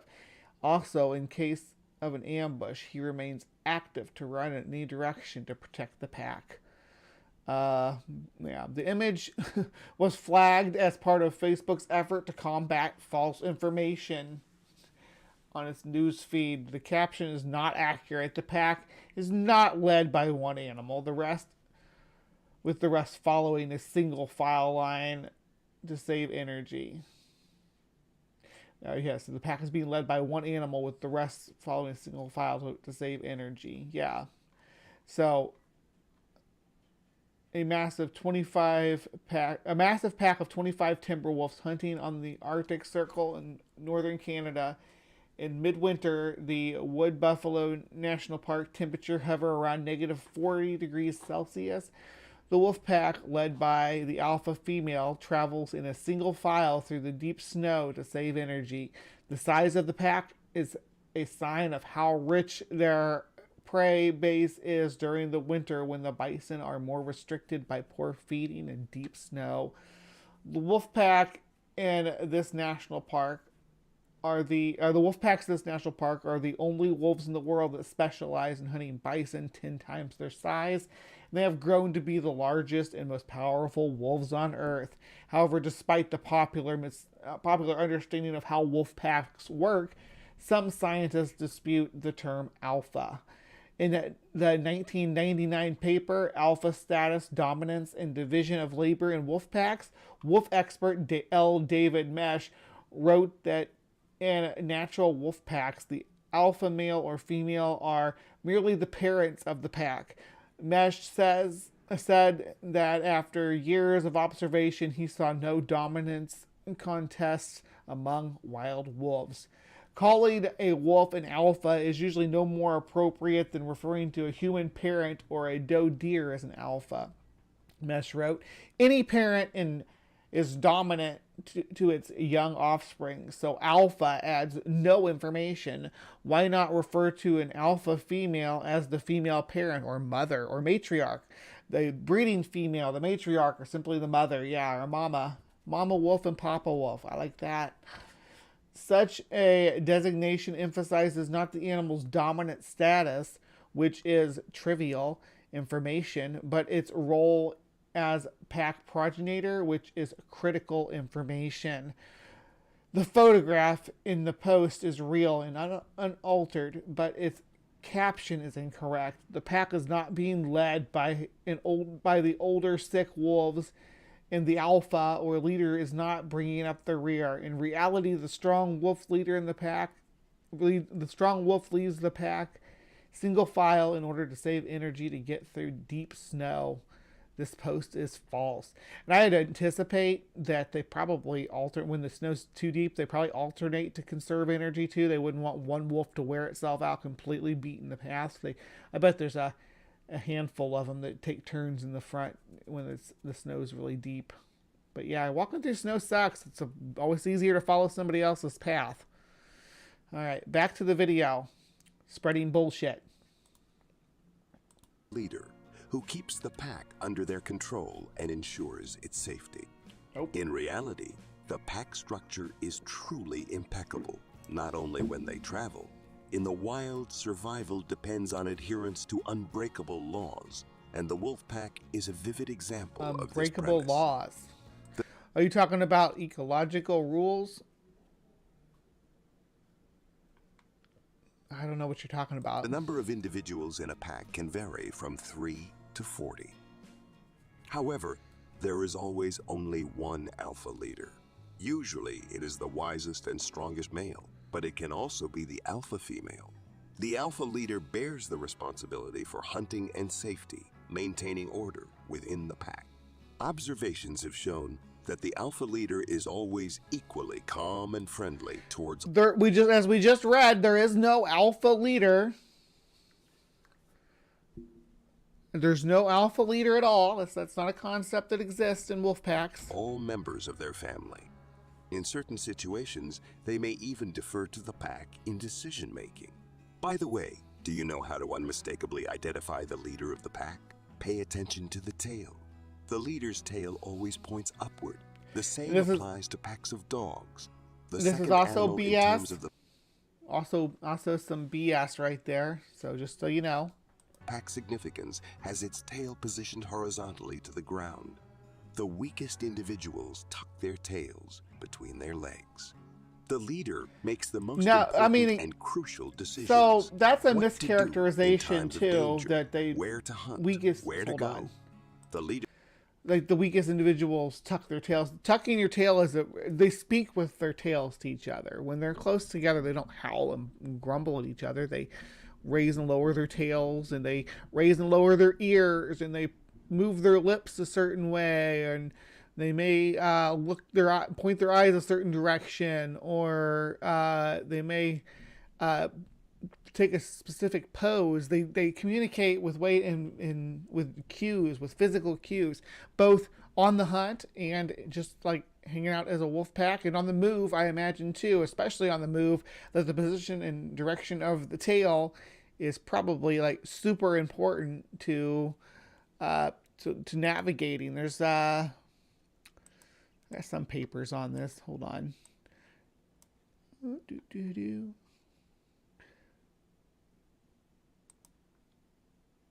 Continue. Go to site. There we go. Yeah, here's another article about how alpha is bullshit. Right here. And explaining the history, how it was misunderstood from 1947. Right? This is not and this being debunked is not like new, right? Anyway. Leader carries all the responsibility but also enjoys some privileges. They have the right to choose a mate, discipline others, and have the first access to a meal. However, the pups can vie for the opportunity to share this right with the leader. The leader never objects because pups are the pack's hope and its future. The pups make up a special caste. You're just making stuff up at this point. You're just inventing your own scenario here where this is what happens. Where on earth did you get the impression that that was a thing? Are you talking about lions, maybe, where the big male will let the cubs eat with him? Because the big male, he gets in the pride of lions, the male does generally get to eat first. That's something that is observed, but not, as far as I'm aware, anyway. Nothing like what you're talking about here for wolves actually exists in nature. If it does, point it out to me, because I must have missed it. They receive special care from the pack, just like the female who nurses them. In case of danger, they are the first ones to be led away. They are raised not only by their mother, but also by the young animal. Because the mother is the mother of the entire pack, and generally the siblings of the pups. So they have a connection with one another, and they're close, and they can bond with each other. And yeah, that's normal. I don't know why you're acting like it's something obscure or something new that you're teaching us about. Animals from previous litters. They teach and mentor the pups. However, the main role in their upbringing is still played by the she-wolf, who gives birth to multiple generations of pups. The female's experience and wisdom are highly valued within the pack. The pups are allowed well, I mean, that's kind of true. We just saw that in that other video, right? Or yeah, or that article about the photo. Yeah, that was, they were being led by the alpha female at that time. So it's not like that's a obscure concept again, to have a female leader. Wolves follow whoever the leader is, male, female. It doesn't. It's really just a matter of time and place. Do anything, and they are always forgiven for all of their childish antics. After all, the stronger and healthier they are, the stronger the pack will be in the future. The only things expected from them are obedience and learning. Just take a look at how tenderly and lovingly the pack treats the pups. Another protected layer within the family consists of old and sick wolves. Like elderly humans, they've earned their status through years of devoted service to the pack. They are provided protection and are always ensured sustenance. But why do they lead the pack during travel? It's quite simple and smart, actually. They set the pace because if the seasoned wolves were to go in front, the weak ones would lag behind and most likely perish. This way, they all move at a pace that is comfortable for the elderly individuals. That's the first inconsistency in the myths about these fearsome predators. They always show care not only for their offspring, but also for their weak and elderly. Well, they think because they're a family, right? It's a family. Yes, they are a mother and father and their offspring. Let me read some of the comments here from the side chat real quick before I get too far into things. I was just trying to fix my wolf video thing that I was going to play at the end of this. Protects one's backside. What are we talking about here? Y'all have been really chatty since I started talking about wolves. People like wolves. Okay. Oh, that's the last thing we said about the camouflage. The Three Little Pigs and Red Riding Hood started the campaign against them. Vandalia says, I think the campaign, our battle with wolves probably dates back to when we first moved out of Africa. As soon as we moved out of Africa, we probably started conflicting with all the local predators, wolves, cats, everything. And it's like, oh shit, these things are different than the ones we faced back home. Of course, they came from Africa, so they were prepared. The whole point of Never Cry Wolf was wolves aren't bloodthirsty killers, hence my Farley Moat comment in response to the video. Okay, yeah, I get you. I know who Farley Moat is. And I was thinking that maybe I was getting him mixed up with Milch, because they both wrote about wolves in the 70s. Used to play in the forest and had a large population of wolves when I was a kid. I felt like always being watched. That's so cool. I wish I lived someplace where there was wild wolves. I mean, it probably would have been sad because I had, like, they come and get cats and dogs and stuff. Nom nom nom. But because society doesn't work by prison rules. Exactly. Prison rules don't work outside of the cage.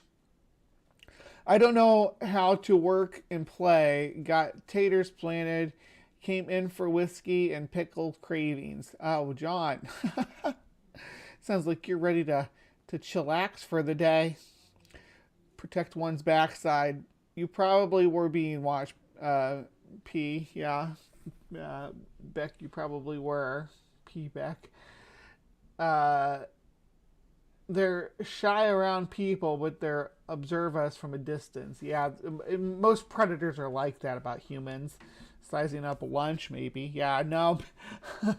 They probably did weigh the odds of at some point when you were out there. If I grab this kid, how many hunters are going to come out here and start shooting us and killing us? And decided against it. I've seen wolves, but I only observe from a distance. Now, prairie wolves are coyotes. Are you talking about real wolves or prairie wolves? Because, that's lame. Been within 20 feet of them. That's pretty cool. Seems they were doing the same. Alpha female wolf is the move. Yeah. Why not females more deadly than males? I mean, it's again subjective to the situation, the time and place. Never mess with a mama? Absolutely not. What was that about wolf laws? There we go. Do the wolf laws come from a wolf law giver? Yeah. They're so precious. The puppies, I know they're adorable. That would be Bigfoot, AR. About, Bigfoot hands down the wolf laws. That makes sense. Aw, yes, Dave, president of the woods. Imagine the gopher diaper. What? I don't know where that came from. Baby Cake is the alpha female in my house. She rules everyone else, including me. One day a week with y'all ain't enough. Well, I mean, I'm doing 2 shows a week now. I'm doing Creation watching its own thing. So my idea on that was this channel to be more science-based and stuff. And that channel will be the fun one where I dunk on bad science, or not bad science, on creationist ideas like young Earth and flat Earth and that kind of stuff. And over here be more for cryptids and then animal myths, which is what this is going to be. And then with bestiary. So here we're going to debunk science. We're going to do cryptids, then science myths, and then we do the bestiary. The bestiary today is so cool. You guys got to stick around for it. It is so cool. I promise you'll love it. Kin. Young and strong wolves hunt and guard the pack, just like special forces. They can be either males or females. Not like special forces. What are you talking about? They're like a family protecting their kids from other things. If necessary, they will be the first ones to engage in battle and take the brunt of it. The highest ranking warrior, the beta male, will step in for the alpha leader. The beta male. No, there's no alpha, no beta. The male, the beta male would probably be the oldest son or what have you. Or the oldest, perhaps a grandson, but probably more often the oldest son. If they die or become incapable of leading, there will be no fights for leadership rights. The laws of the pack can be harsh, but they are also fair. Everyone obeys the rules, while the punishment for breaking them can even be death. However, these rules are also somewhat lenient. A young and strong male can voluntarily leave the pack to find a mate, establish his own family, or start a new wolf pack and become its leader. When choosing a mate, the wolf does it once and for life. These animals are monogamous, and if one of the pair dies, the other remains alone forever while their lifespan. Now, that's also another myth that's not necessarily true.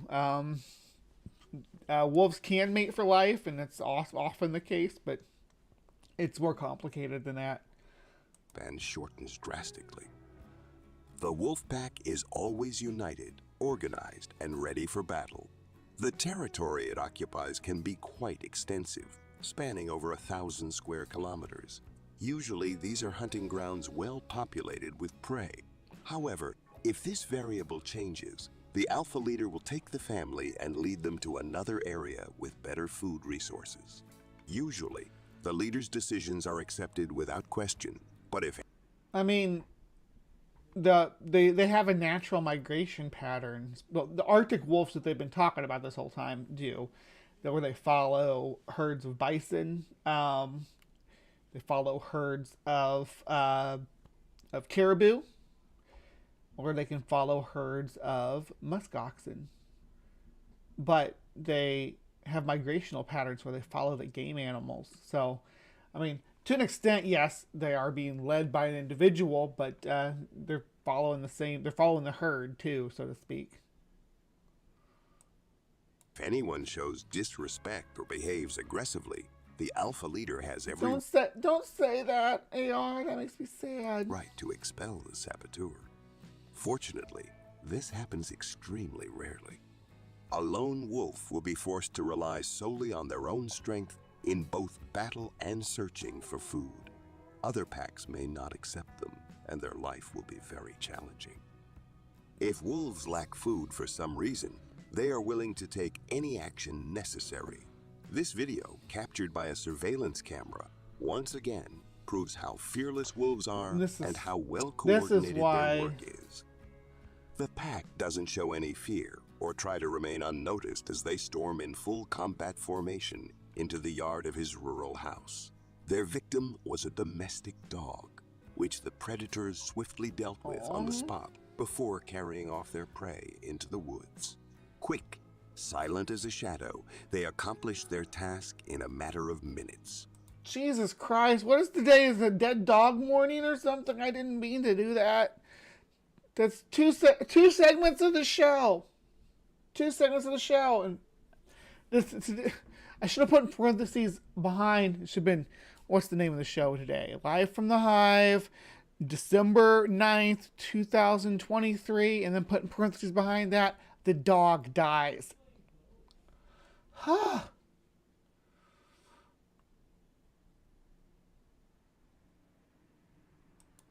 When communicating with each other, wolves have many options: facial expressions, howling, barking, and growling. Interestingly, the popular belief about wolves howling at the moon is completely untrue.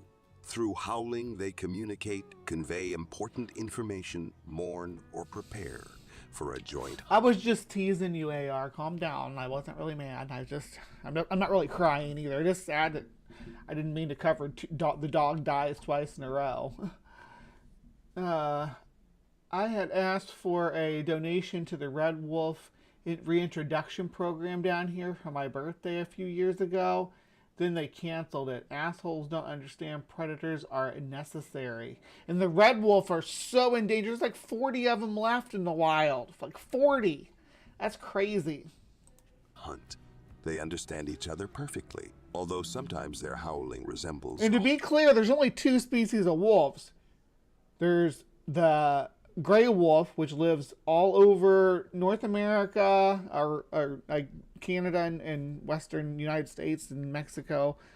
It's all the same species, the gray wolf. Every wolf in the old world is a gray wolf. And then there's a little tiny pocket of our red wolves that we have left. There are 40 of them left. The only other species of wolf in the world lives in North Carolina. And there's less than 100 of them. Less than 50 of them last time I checked. Haunting melody. Wolves mark their territory just like dogs, and fiercely defended against encroachment by other wolves. Intruders are mercilessly punished. Every summer, the pack disperses, but only within its own territory. Some find mates, while... So they go, what they do is they, when the snow melts and everything, they go off and they hunt small game by themselves and live off of, they may live off some fish. There's some wolves that live, that do go into the sea and live off of the bounty of the sea. There's wolves that maybe they'll go live inland and hunt hare and rabbits, pika maybe if they get up into the mountain areas. Live in the forest, hunt some squirrels and deer by themselves. That's something they can do. Others simply wander around aimlessly.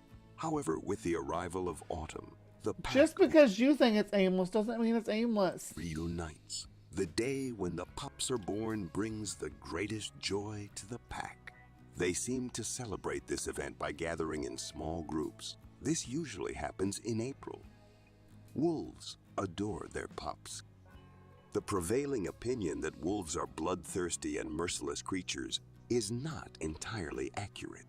First and foremost, these predators are wonderful and devoted family animals. They are caring pack members and exceptional parents. They do their best to find a place to live far away from humans, and it's not their fault that with each passing year, humans take away larger parts of their territory. By hunting for entertainment and interfering with nature, humans take what hasn't been intended for them. That's all for today, friends. Like this video, subscribe to our channel, and see you soon. Okay, so there's a lot of videos like this out there. Just like this, but one of them really stood out to me. It was like really short, but it really stood out to me. It's like super bad. These are just some different papers I had pulled up on wolves and their ethology and stuff. Dominance hierarchy, what we were just looking at. Where'd it go? Maybe I closed it. Yeah, there was one that was really bad that I saw that was Hierarchy Unleashed, maybe, that used like clips from nature. Have you ever wondered who's really in charge when it comes to a wolf pack? Let's delve into the fascinating world of wolves and their social structure, beginning with the top tier, the alphas. In the wilderness, a wolf pack may comprise up to 20 members, and at the heart of it all are the alpha pair. They are the leaders, the decision makers, the ones who guide the pack. This is another one of these bad channels, though. It has bad information. Nature's Wonders and Beyond. Lots of wolf stuff up here for you. As I looked up wolves, we got lots of wolf information that they're trying to promote here. Should I say wolf disinformation? Interesting facts about wolves, but they still use the notion that they have alphas and betas and stuff. What weirdness is this? Anyway, before I end this segment, let me share that video I was going to share. This is the wolves in their natural habitat.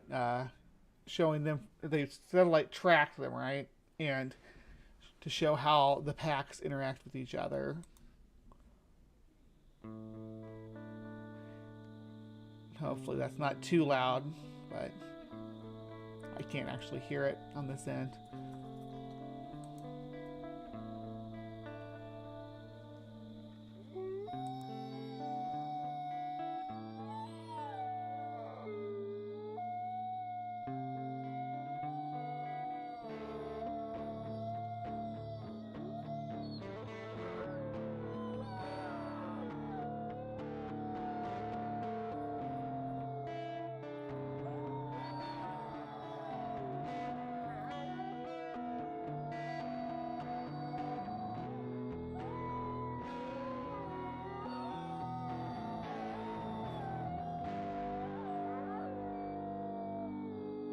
White wolf pack hasn't showed up yet.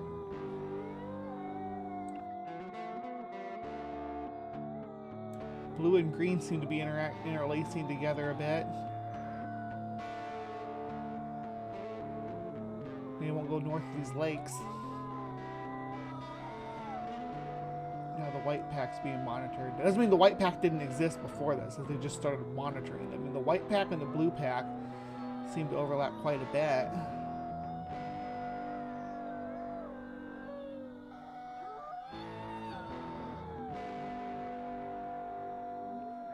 I imagine these runs where they go way out, away from their main area, or maybe things where they're chasing some game, running it down.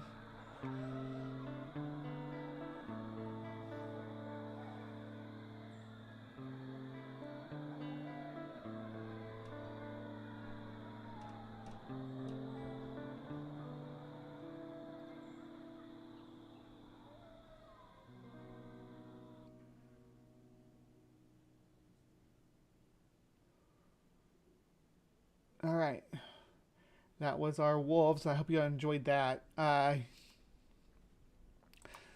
Stick around for stick around the channel. Hit the subscribe button, hit the like button, all that good stuff. Come back to the Hive for more of these myths about animals debunked. It's just the tip of the iceberg. We've done sewer gators. We've done. Actually, I put sewer gators in CryptoCorner. It should have been more in this segment here, but it was before the segment was a segment. Talked about the legend, we talked about, I guess, crocodiles live in the sewer. I don't know. Maybe that's CryptoCorner. One that survives and procreates down there would be CryptoCorner, but I thought of an alligator surviving in the sewers. Anyway, more sci-fails. I think next week, I believe I have listed for some misunderstanding of the physics of the universe. So we probably have something along those lines next week, or if I find another animal topic to cover, I may switch gears and stick with that. But we'll always have an animal topic in Bree's Bestiary, whether or not there's one that shows up here or not. But speaking of Bree's Bestiary, actually no, I got one more segment. I got a little segment of strange science to go over, and then we will reconvene back here in just a moment. Okay. All right. Oh shoot, I forgot to do my ending for this segment. All right, thank you for sticking around and watching Sci-Fails as we explored the alleged hierarchy of wolves. Please remember to be kind, take care, and we'll see you next time. All right, now I'll see you guys over there in just a minute, okay? Don't go anywhere. We got more show to come. Plenty more. This is the halfway point right now. Halfway, not almost over, halfway. We have 2 more segments to go.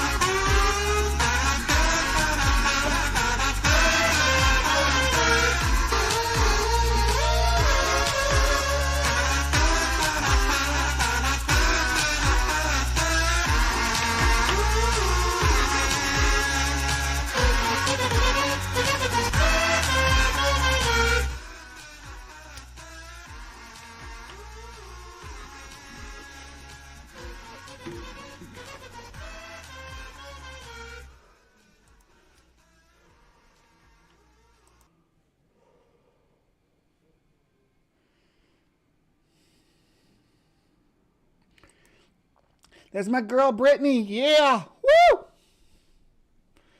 All right, hello, and welcome to the show. Today, in Strange Science, we are going to look at one of the most bizarre convergent evolutions that I can think of to date. And it's not between any animals you would expect. We see a lot of convergent evolutions between different, or not convergent evolution, what am I saying? Let's start all over again. Welcome to the show. Thank you for tuning in to this little episode of Strange Science, where we are looking at some strange cooperation, interspecies cooperation between two groups of animals that I find super interesting. Yeah, the gazoos are killing it. Thank you, AR. I work hard on my little edits and stuff, so hopefully you enjoy them. But let's dive right into this story, though. All right, so these are the two species, the honey-guide hunting bird and humans. Or the honey hunting bird, they call them honey guides. Work together and know each other's calls. The bird can even tell the call of a local human apart from the call of other groups. While working on group projects might be the bane of every college student's life, new research has shown that sometimes groups can work together successfully. Greater honey guides, indicator, a small species of African bird, are known to guide both honey badgers and humans to beehives. By studying these human-bird interactions, researchers have shown that birds respond more readily to calls from the local honey hunting humans than they do from the calls of honey hunters from other regions. The honeybird is a honey hunter relationship is mutually beneficial, with both the humans and the birds getting a treat out of it. While people harvest the honey, the birds can enjoy the wax and beetle larvae. Why does it say beetle larvae?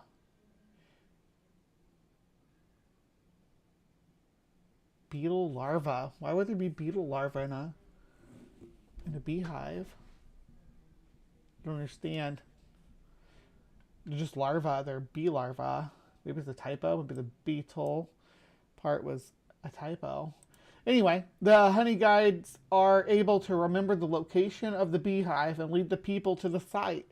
This new study builds on previous work carried out by the same team. Honey guides seem to know the landscape intimately, gathering knowledge about the location of a bee's nest, which they then share with people, said Claire Spottiswoode, co-author of the new paper, in a statement. People are eager for the birds' help. No, not only do the birds have excellent memories, but they also respond to the calls of people seeking honey. Honey hunters from the Yao people of Mozambique have a call that consists of a trill followed by a grunt when following the bird. The Hadza of Tanzania use a whistle instead, while different groups across Africa use different calls to achieve the same outcome. The calls are passed down from elders in the community, and the groups report that they do not change the call, as they will not find as much honey with the birds if they do. Let's play this real quick. This is the Hadza call.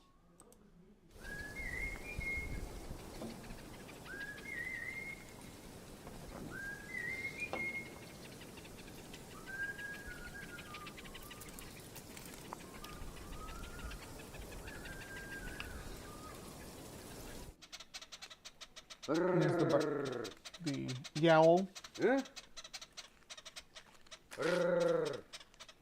Huh?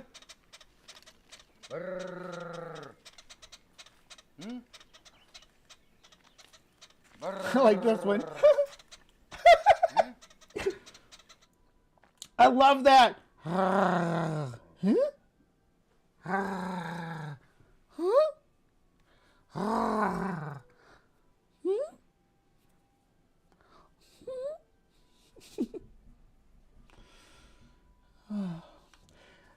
The experiment The first one sounded like Winds of Change to me, like the intro to it.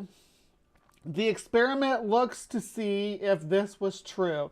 The team played 3 calls to the honey guys in 2 locations. One was the familiar call of a local honey hunter. The second was the honey hunter's call from a different group. And the final sound was a honey hunter just calling his name as a control. In the Tanzania location, there was over a 3 times greater popularity of honey guide bird cooperation if it heard the local honey hunter's call than either the foreign call or the control noise. In Mozambique, the honey guides were nearly 2 times more likely to cooperate if they heard their local call rather than the other 2 sounds. Our study demonstrates the bird's ability to learn distinct vocal signals that are traditionally used by different honey hunting communities, expanding possibilities for mutually beneficial cooperation with people, said co-author Brian Wood.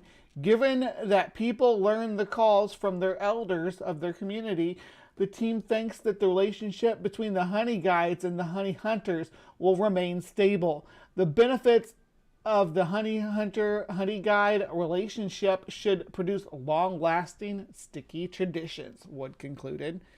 And the study was published in Science. Let's give that a quick peek here. All right. Culturally determined interspecies communication between humans and honey guides. What? Oh my gosh, that needs to go into the live chat, right? You all need to be able to see that article and share it around. There you go. There's that science.org article for you regarding the honey guide. If anybody is actually wanting to read through this, I'll read the abstract real quick. Species interaction with that vary across environments can create geographic mosaics of genetic coevolution. However, traits mediating species interactions are sometimes culturally inherited. Here we show the tradition of interspecies communication between people and wild birds vary in a culture determined geographical mosaic. Honey hunters in different parts of Africa use different calls to communicate with the greater honey guide indicator that led them to bees' nest. Beehives. Let's call them beehives. Why not call them hives? We show experimentally that honey guides in Tanzania and Mozambique discriminate among honey hunter calls, responding more readily to local than to foreign calls. This was not explained by variations in sound transmission and instead suggests the honey guides learn local human signals. We discussed the forces stabilizing and diversified interspecies communication traditions and potential for cultural co-evolution between species. Awesome! Awesome stuff. And let's listen to that one more time.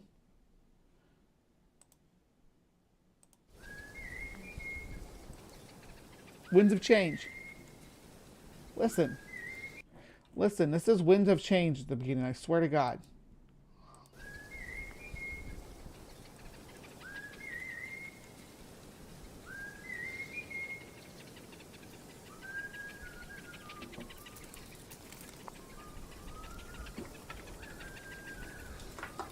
Or it has the same root as Winds of Change.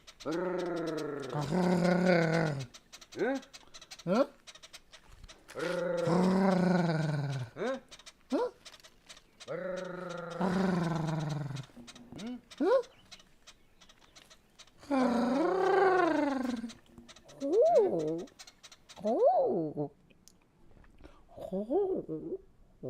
What's this pregnant Barbie? Oh my God, disturbing kids' toys.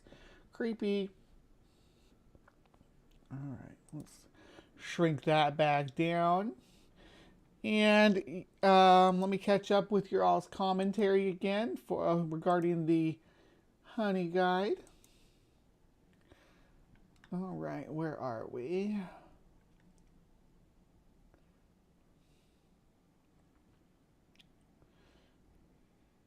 So if I, oh, okay, we're talking about potatoes. So let me see here.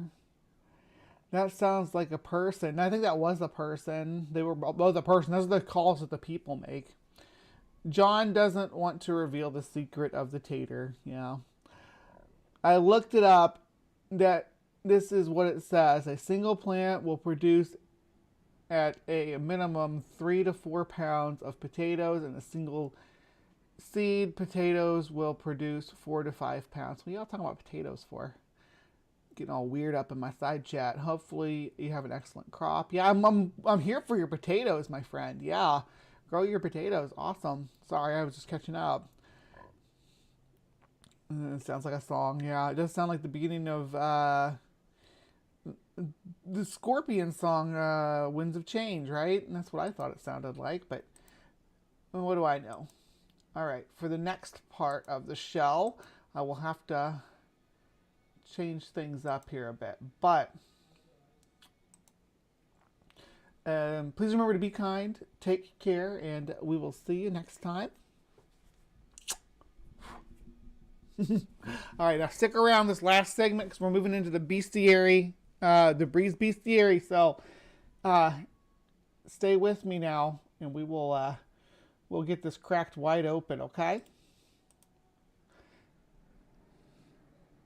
This shit, bro.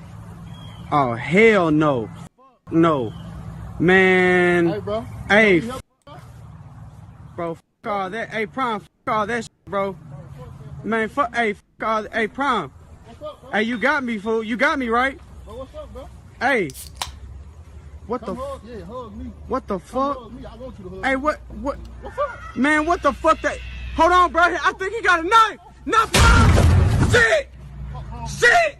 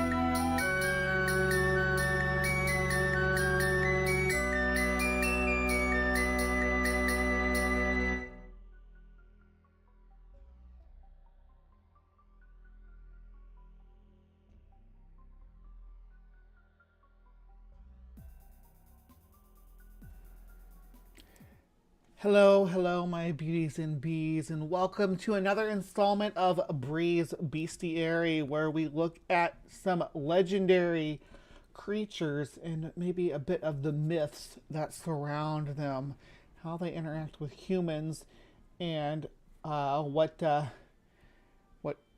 ecological information we can glean from their stories. All right, so today I thought this was a perfect time because we're getting down to Christmas, and people like this kind of chorus music and stuff with big crowds of people singing. Humans aren't the only ones that get together and sing in big choruses, though. But this other group, they do it more in the middle of the summer. Of course, I am talking about insects. The gorgeous cricket chorus sounds like humans singing a haunting song. Right? This is from treehugger.com. It's from a few years back, but cool nonetheless, from 2021. One of the weirdest parts about being a human in modern times is that we know more about our planet and the universe than ever before, which also makes it abundantly clear how much more there is to know. But even on its face, or this is even in the face of, even in the face of a massive species extinction, we still have only probably identified 15% or less of all life on Earth. Even the very animals we share our homes with, dogs, cats, and in many ways a mystery. We're just now learning that dogs really can read our emotions. When it comes to insects, we know even less, according to the Smithsonian. Most authorities agree that there are more insect species that have not been described, named by science, than there are insect species that have been previously named. Conservative estimates suggest that this figure is 2 million, but estimates extend to 30 million. I don't know about that. That's quite a bit more. 30 million species of insects. God's cricket chorus. Which is why it's believable that crickets, those ubiquitous evening chirpers that also provide a hefty serving of protein when eaten, can sing like angels.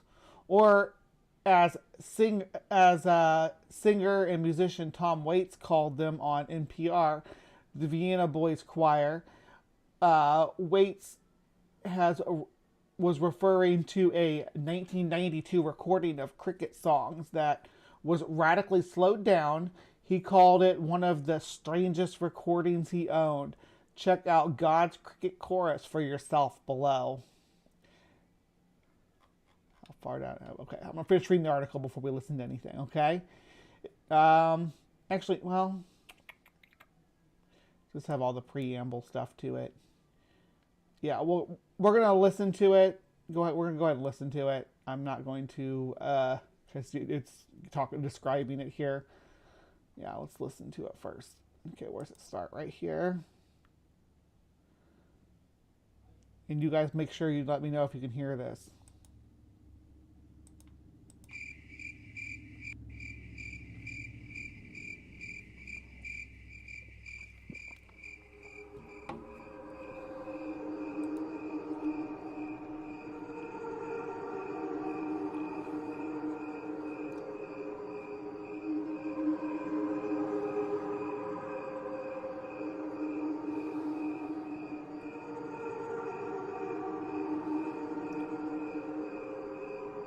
Maybe we'll do the preamble. Hold on. I'm going to turn this part down. This unusual recording contains 2 tracks. First track, the natural sound of crickets chirping. And the second track, the sound of crickets slowed down frame by frame to match and mirror the length of the average lifespan of a human being.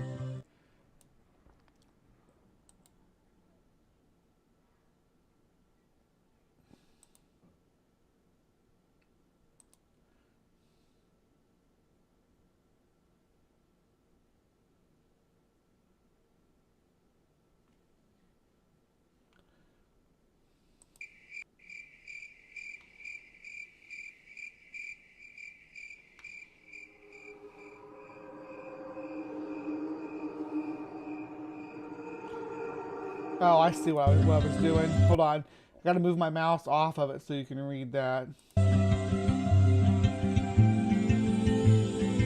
Mute that real quick. The angelic chorus you hear accompanying the sound of the crickets is not a synthesizer or chorus singing. It's the crickets themselves slowed down, creating the effect.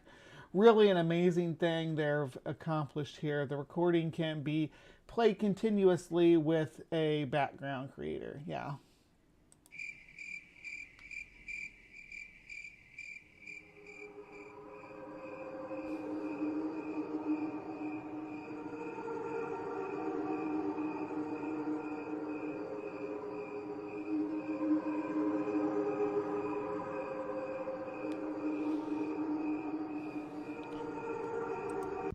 Y'all talking about riding horses real quick. I ride horses.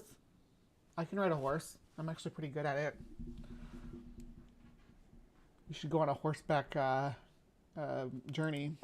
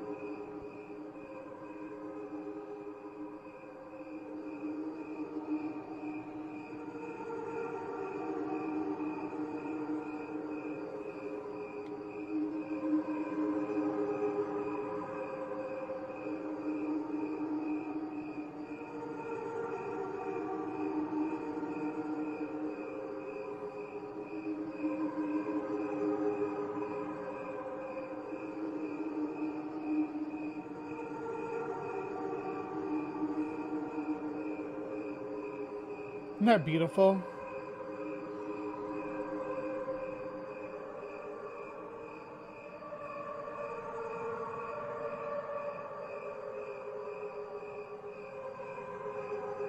Just gorgeous. So there's, if you pay attention to that reading at the beginning, there's the normal speed of the crickets chirping, and then there's the crickets sped up and chirping too. So it's got both tracks. We're gonna talk about that here in a minute. There's more to this than what we're seeing here on the surface. I just thought it does sound pretty and thought y'all would enjoy listening to it and everything.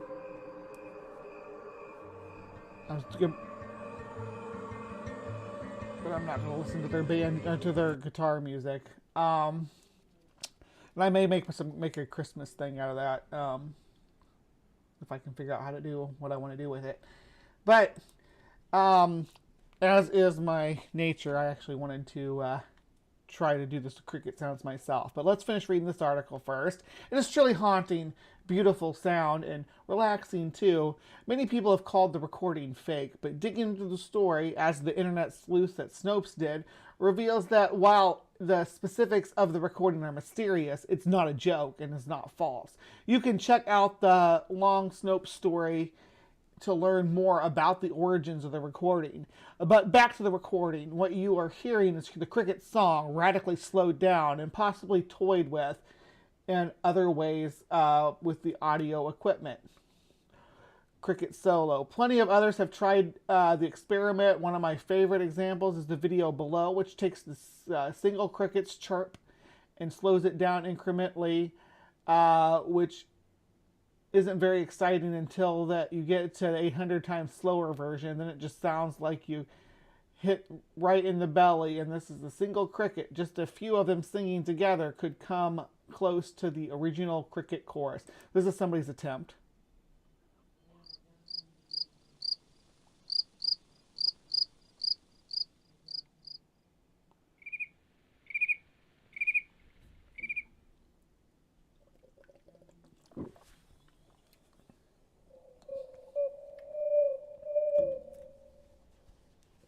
Sounds like an owl.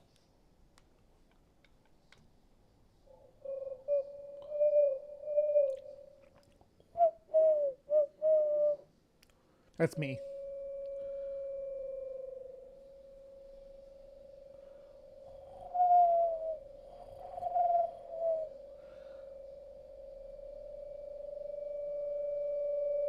Yeah. Okay. Let me bring that down for you guys. Well, it doesn't look like it's jumping too bad for you guys. It's really in that bad range for my ear. We're gonna jump ahead to the 800.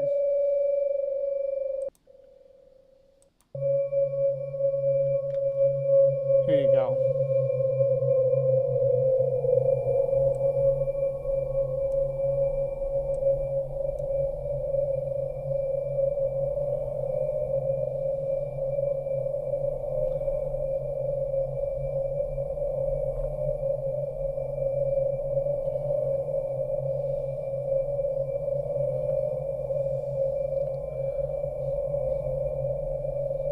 All right, and it does go on like that for a solid 2 minutes at 800 times slowed down.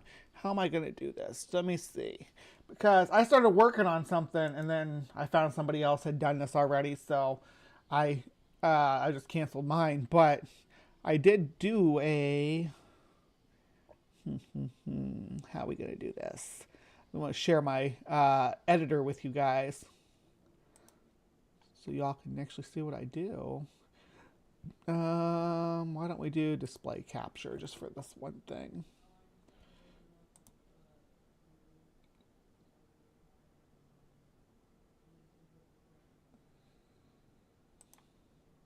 All right, there you go. Y'all can see my my screen here. Okay, so this is a European tree cricket, just one that I happen to like the sound of. I listened to a few different crickets, and this is a single individual. This first, there's some things I want to tell you about this, okay? First of all, this one is at 1 time speed. See right there? Okay? And As far as filters, I just put the text for the name of the species on here. This is the waveform. Now, I'll have you note that on the waveform, I got this all the way down to 1 on this one, and down to 0 down here. So this is just the size of the display. Had to raise this way up in order to capture anything on this waveform. But here's what it looks like.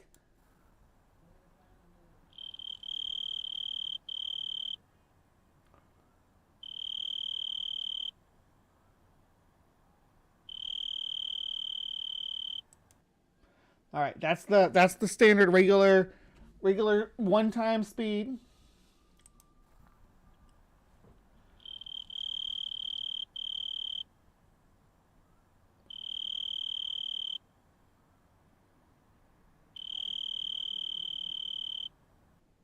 All right, now we're gonna get into this one.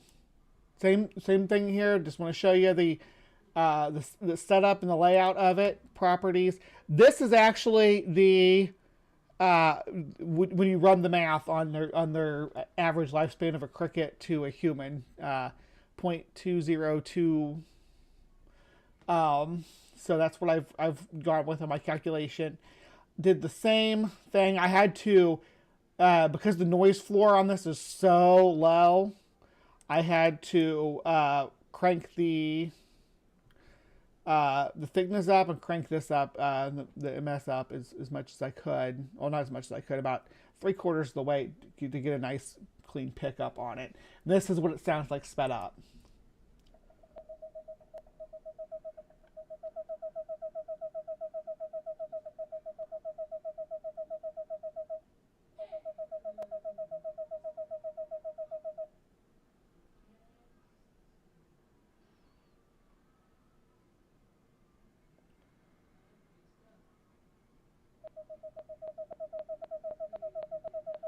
Hear that tap?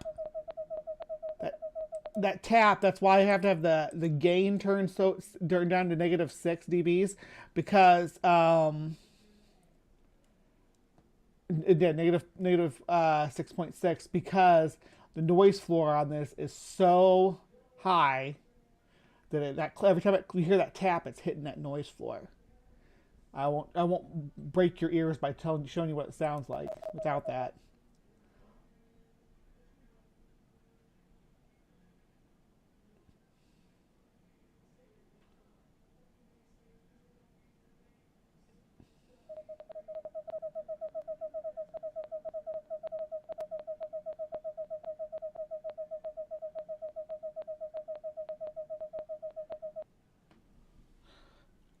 Hey, I fell for those too, just so you know. Those the people living paleo or tribal or primal or whatever lifestyles. I fall for that before.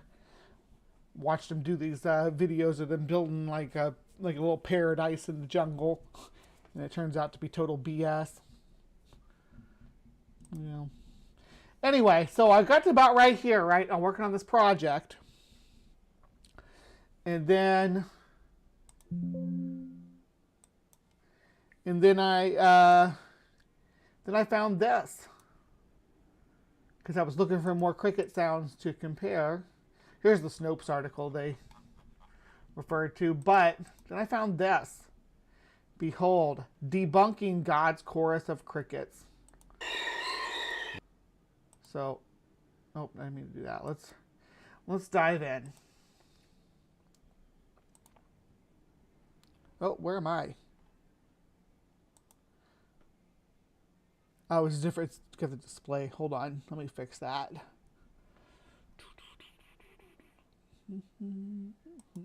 There we go.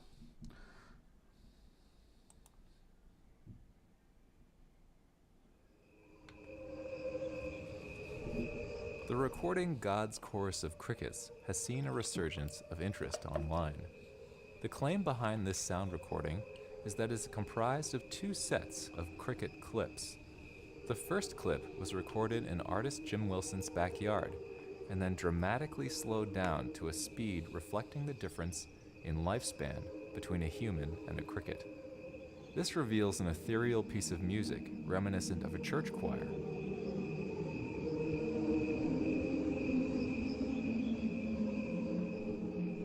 The recording is overlaid by a second one of crickets played at full speed. It is alleged that no further human manipulation has occurred. This recording has drawn critique from many skeptics.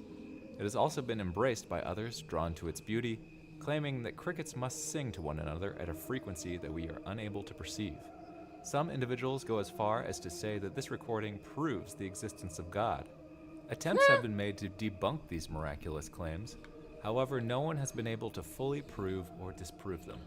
In this video, we will seek to do... Yes, I've seen this shared in those, I shouldn't say in those, from those Jesus Loves You Facebook groups that your aunts and uncles and cousins always share. I've seen this shared as proof of God. Like God's secret chorus, the chorus of, or the angelic chorus of nature. And just that. Let's begin by bringing in some cricket sounds and seeing if we can recreate Wilson's phenomenon by slowing them down. Which is exactly what I started doing when I was where I got when I found this video. I'm like, I'm not going to go through and do all this if this person already did. Here's a familiar recording of crickets with a more accurate system too. All I was using was the sound waveform on my shotcut. So this guy's a professional audio engineer, so I'm sure he's got the top-notch equipment.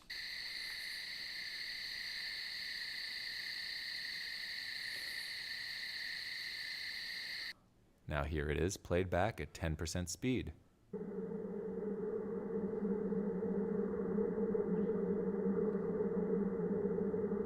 It's beautiful, but it lacks the melodic complexity of Wilson's recording.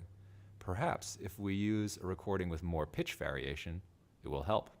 So here's one.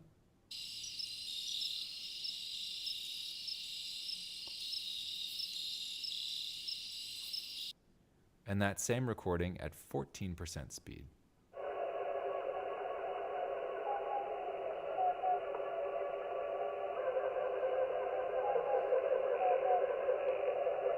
I love it. I like this one better, I think. Sounds more natural. Very cool, but it's still light years away from God's chorus in its complexity. What if we took a reverse approach and manipulated the original recording instead? Here's how God's chorus of crickets appears on a spectrogram. The slowed down and full speed cricket sounds are in distinctly different parts of the audio spectrum. That makes it very easy to isolate the two parts. This was my plan right here, was to cut the noise floor, to chop the noise floor, and then have one track with it on top, one track with it on the bottom, to try to figure out what's going on here. But this guy already did it! So I'll remove the full speed crickets,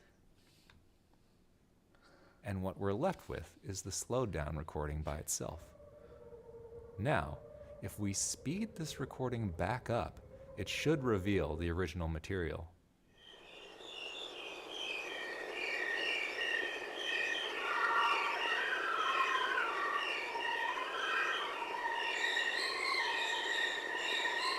What we're left with is a recording of crickets. However, it is clear that these sounds have been digitally sampled and then played over a keyboard. This recording was produced around 1992 in the early availability of samplers that allowed any recording to be digitally resampled over a keyboard and played as melody. If you look closely at the spectrogram, the sampler has added harmonics to the source recording to make it sound more musical. If you compare this to unmanipulated cricket sounds, there are no harmonics to be found. So there you have it. Jim Wilson recorded crickets in his backyard, slowed them down, but then played them over a keyboard to create this sensation.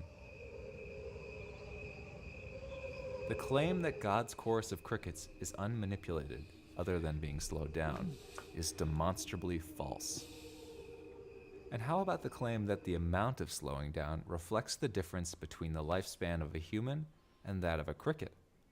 Well, we did the math, and... if you divide the average lifespan of a cricket... Yeah, we already talked about that, and the math and everything. Well, I don't know, there's only which is 9 weeks, by the average lifespan of a human in 1992, which is 76 years, or 3,943 weeks. Oh, I use the current. 0.002282529. Multiply that by 100 to achieve a percentage, and you get 0.22% speed. Whew! All we have to do is take one of our original recordings and slow it down that much, and the audio is so slow you barely hear a thing. Yeah. All the energy is in the bass frequencies or even below the threshold of human hearing. So the God's chorus crickets are about as real as someone playing barking dogs on their keyboard, playing jingle bells on the keyboard, and barking dogs or meowing cats. God's chorus crickets the same level of real. Call this thoroughly debunked. God's chorus of crickets is not the recording it claims to be. It is a clever piece of art, but should be presented as it is. Natural sounds sculpted into music by a human hand. This is art. Art made by a human. Intelligent design, as you will. All right.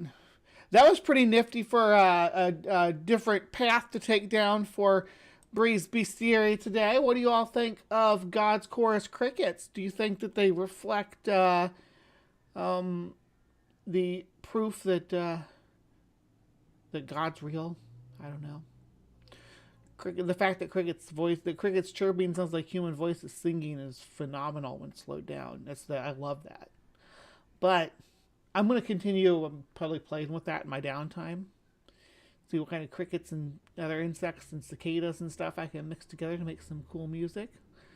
Someone asked earlier, what was it? What software I used? Okay, so for audio engineering, I use Mixcraft. I haven't used it in a long time though. I haven't even downloaded it on this computer yet. Last time I used it was on my laptop. It's still on my laptop. I use Mixcraft for audio recordings, but usually I was making music and stuff. And I just use my Shotcut software for what we were just looking at as my Shotcut just a minute ago. I closed it already, but yeah, Shotcut's what I use for that. Not the cicadas, Bree. Listen, I will make them sound pretty though. We're gonna auto tune them and stuff. I'm not going to pretend like it's real. I'm going to take full credit for it and just start producing music from insect sounds and become famous. Famous DJ Bumblebee. What are the bugs that make those never-ending buzzing noises in the trees, in the Florida trees everywhere? Are those cicadas? Cicadas, it sounds more like a chirp, like a long drawn out chirp. The buzzing, there's a species of cicada. Palmetto bugs don't make any sound, or they shouldn't make. I mean, other than just the light buzzing of their wings, like a fly's wings when they fly. But no, they don't. Palmetto bugs don't scream in the trees. Those are cicadas. There's different species that make different sounds, and some of them do sound more like buzzes than screams, but some like screams too. Yep. Cicadas will get the trout to rise. That's cool. Yeah. All right. Well. Oh, I didn't mean to go back to that. All right. So that'll be it for today on Bree's Bestiary. Thank you so much for tuning in.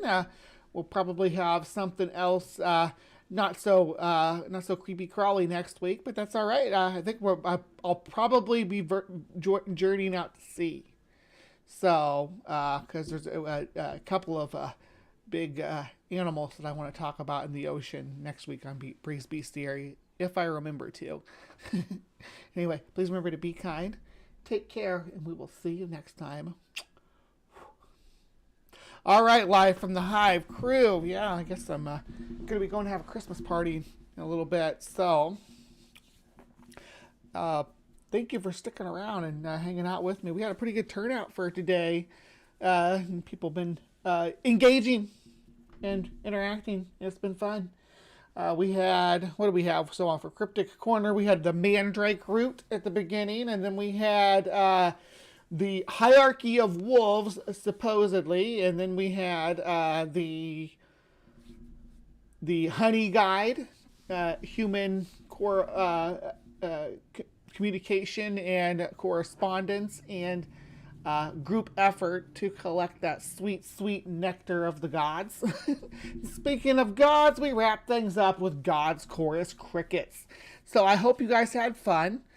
And if, oh, before I forget, I hope you all had fun, but don't forget to tune in tomorrow because I have Dr. Ben and, actually, hold on, we're going to pull it up over here too. Bear with me just a second, because I'm going to tell you how. I'm going to give you all instructions on what to do.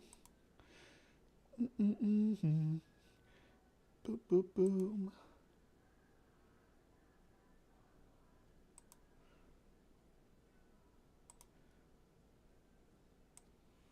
Yeah, we're doing a thing here. So, yeah, you got to hit the bell like this. See how I did that? And make sure that it's got those little lines on the outside, because that would alert you. Also, go ahead and hit the thumbs up. Let me know that you've done that. I have Stephanie Helms and Dr. Ben with me, and we're doing some Cartheist cringe. We've got a whole stack of videos to go through.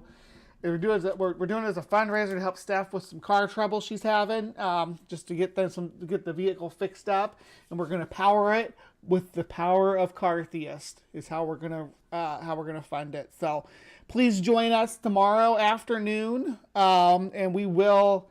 Look right here, live in 27 hours. Go there and see what time that is for you, because I'm not gonna do the calculations for you. But doing the old fundraiser to help out a friend is my favorite thing to do. So please remember to be kind, take care, and we will see you next time.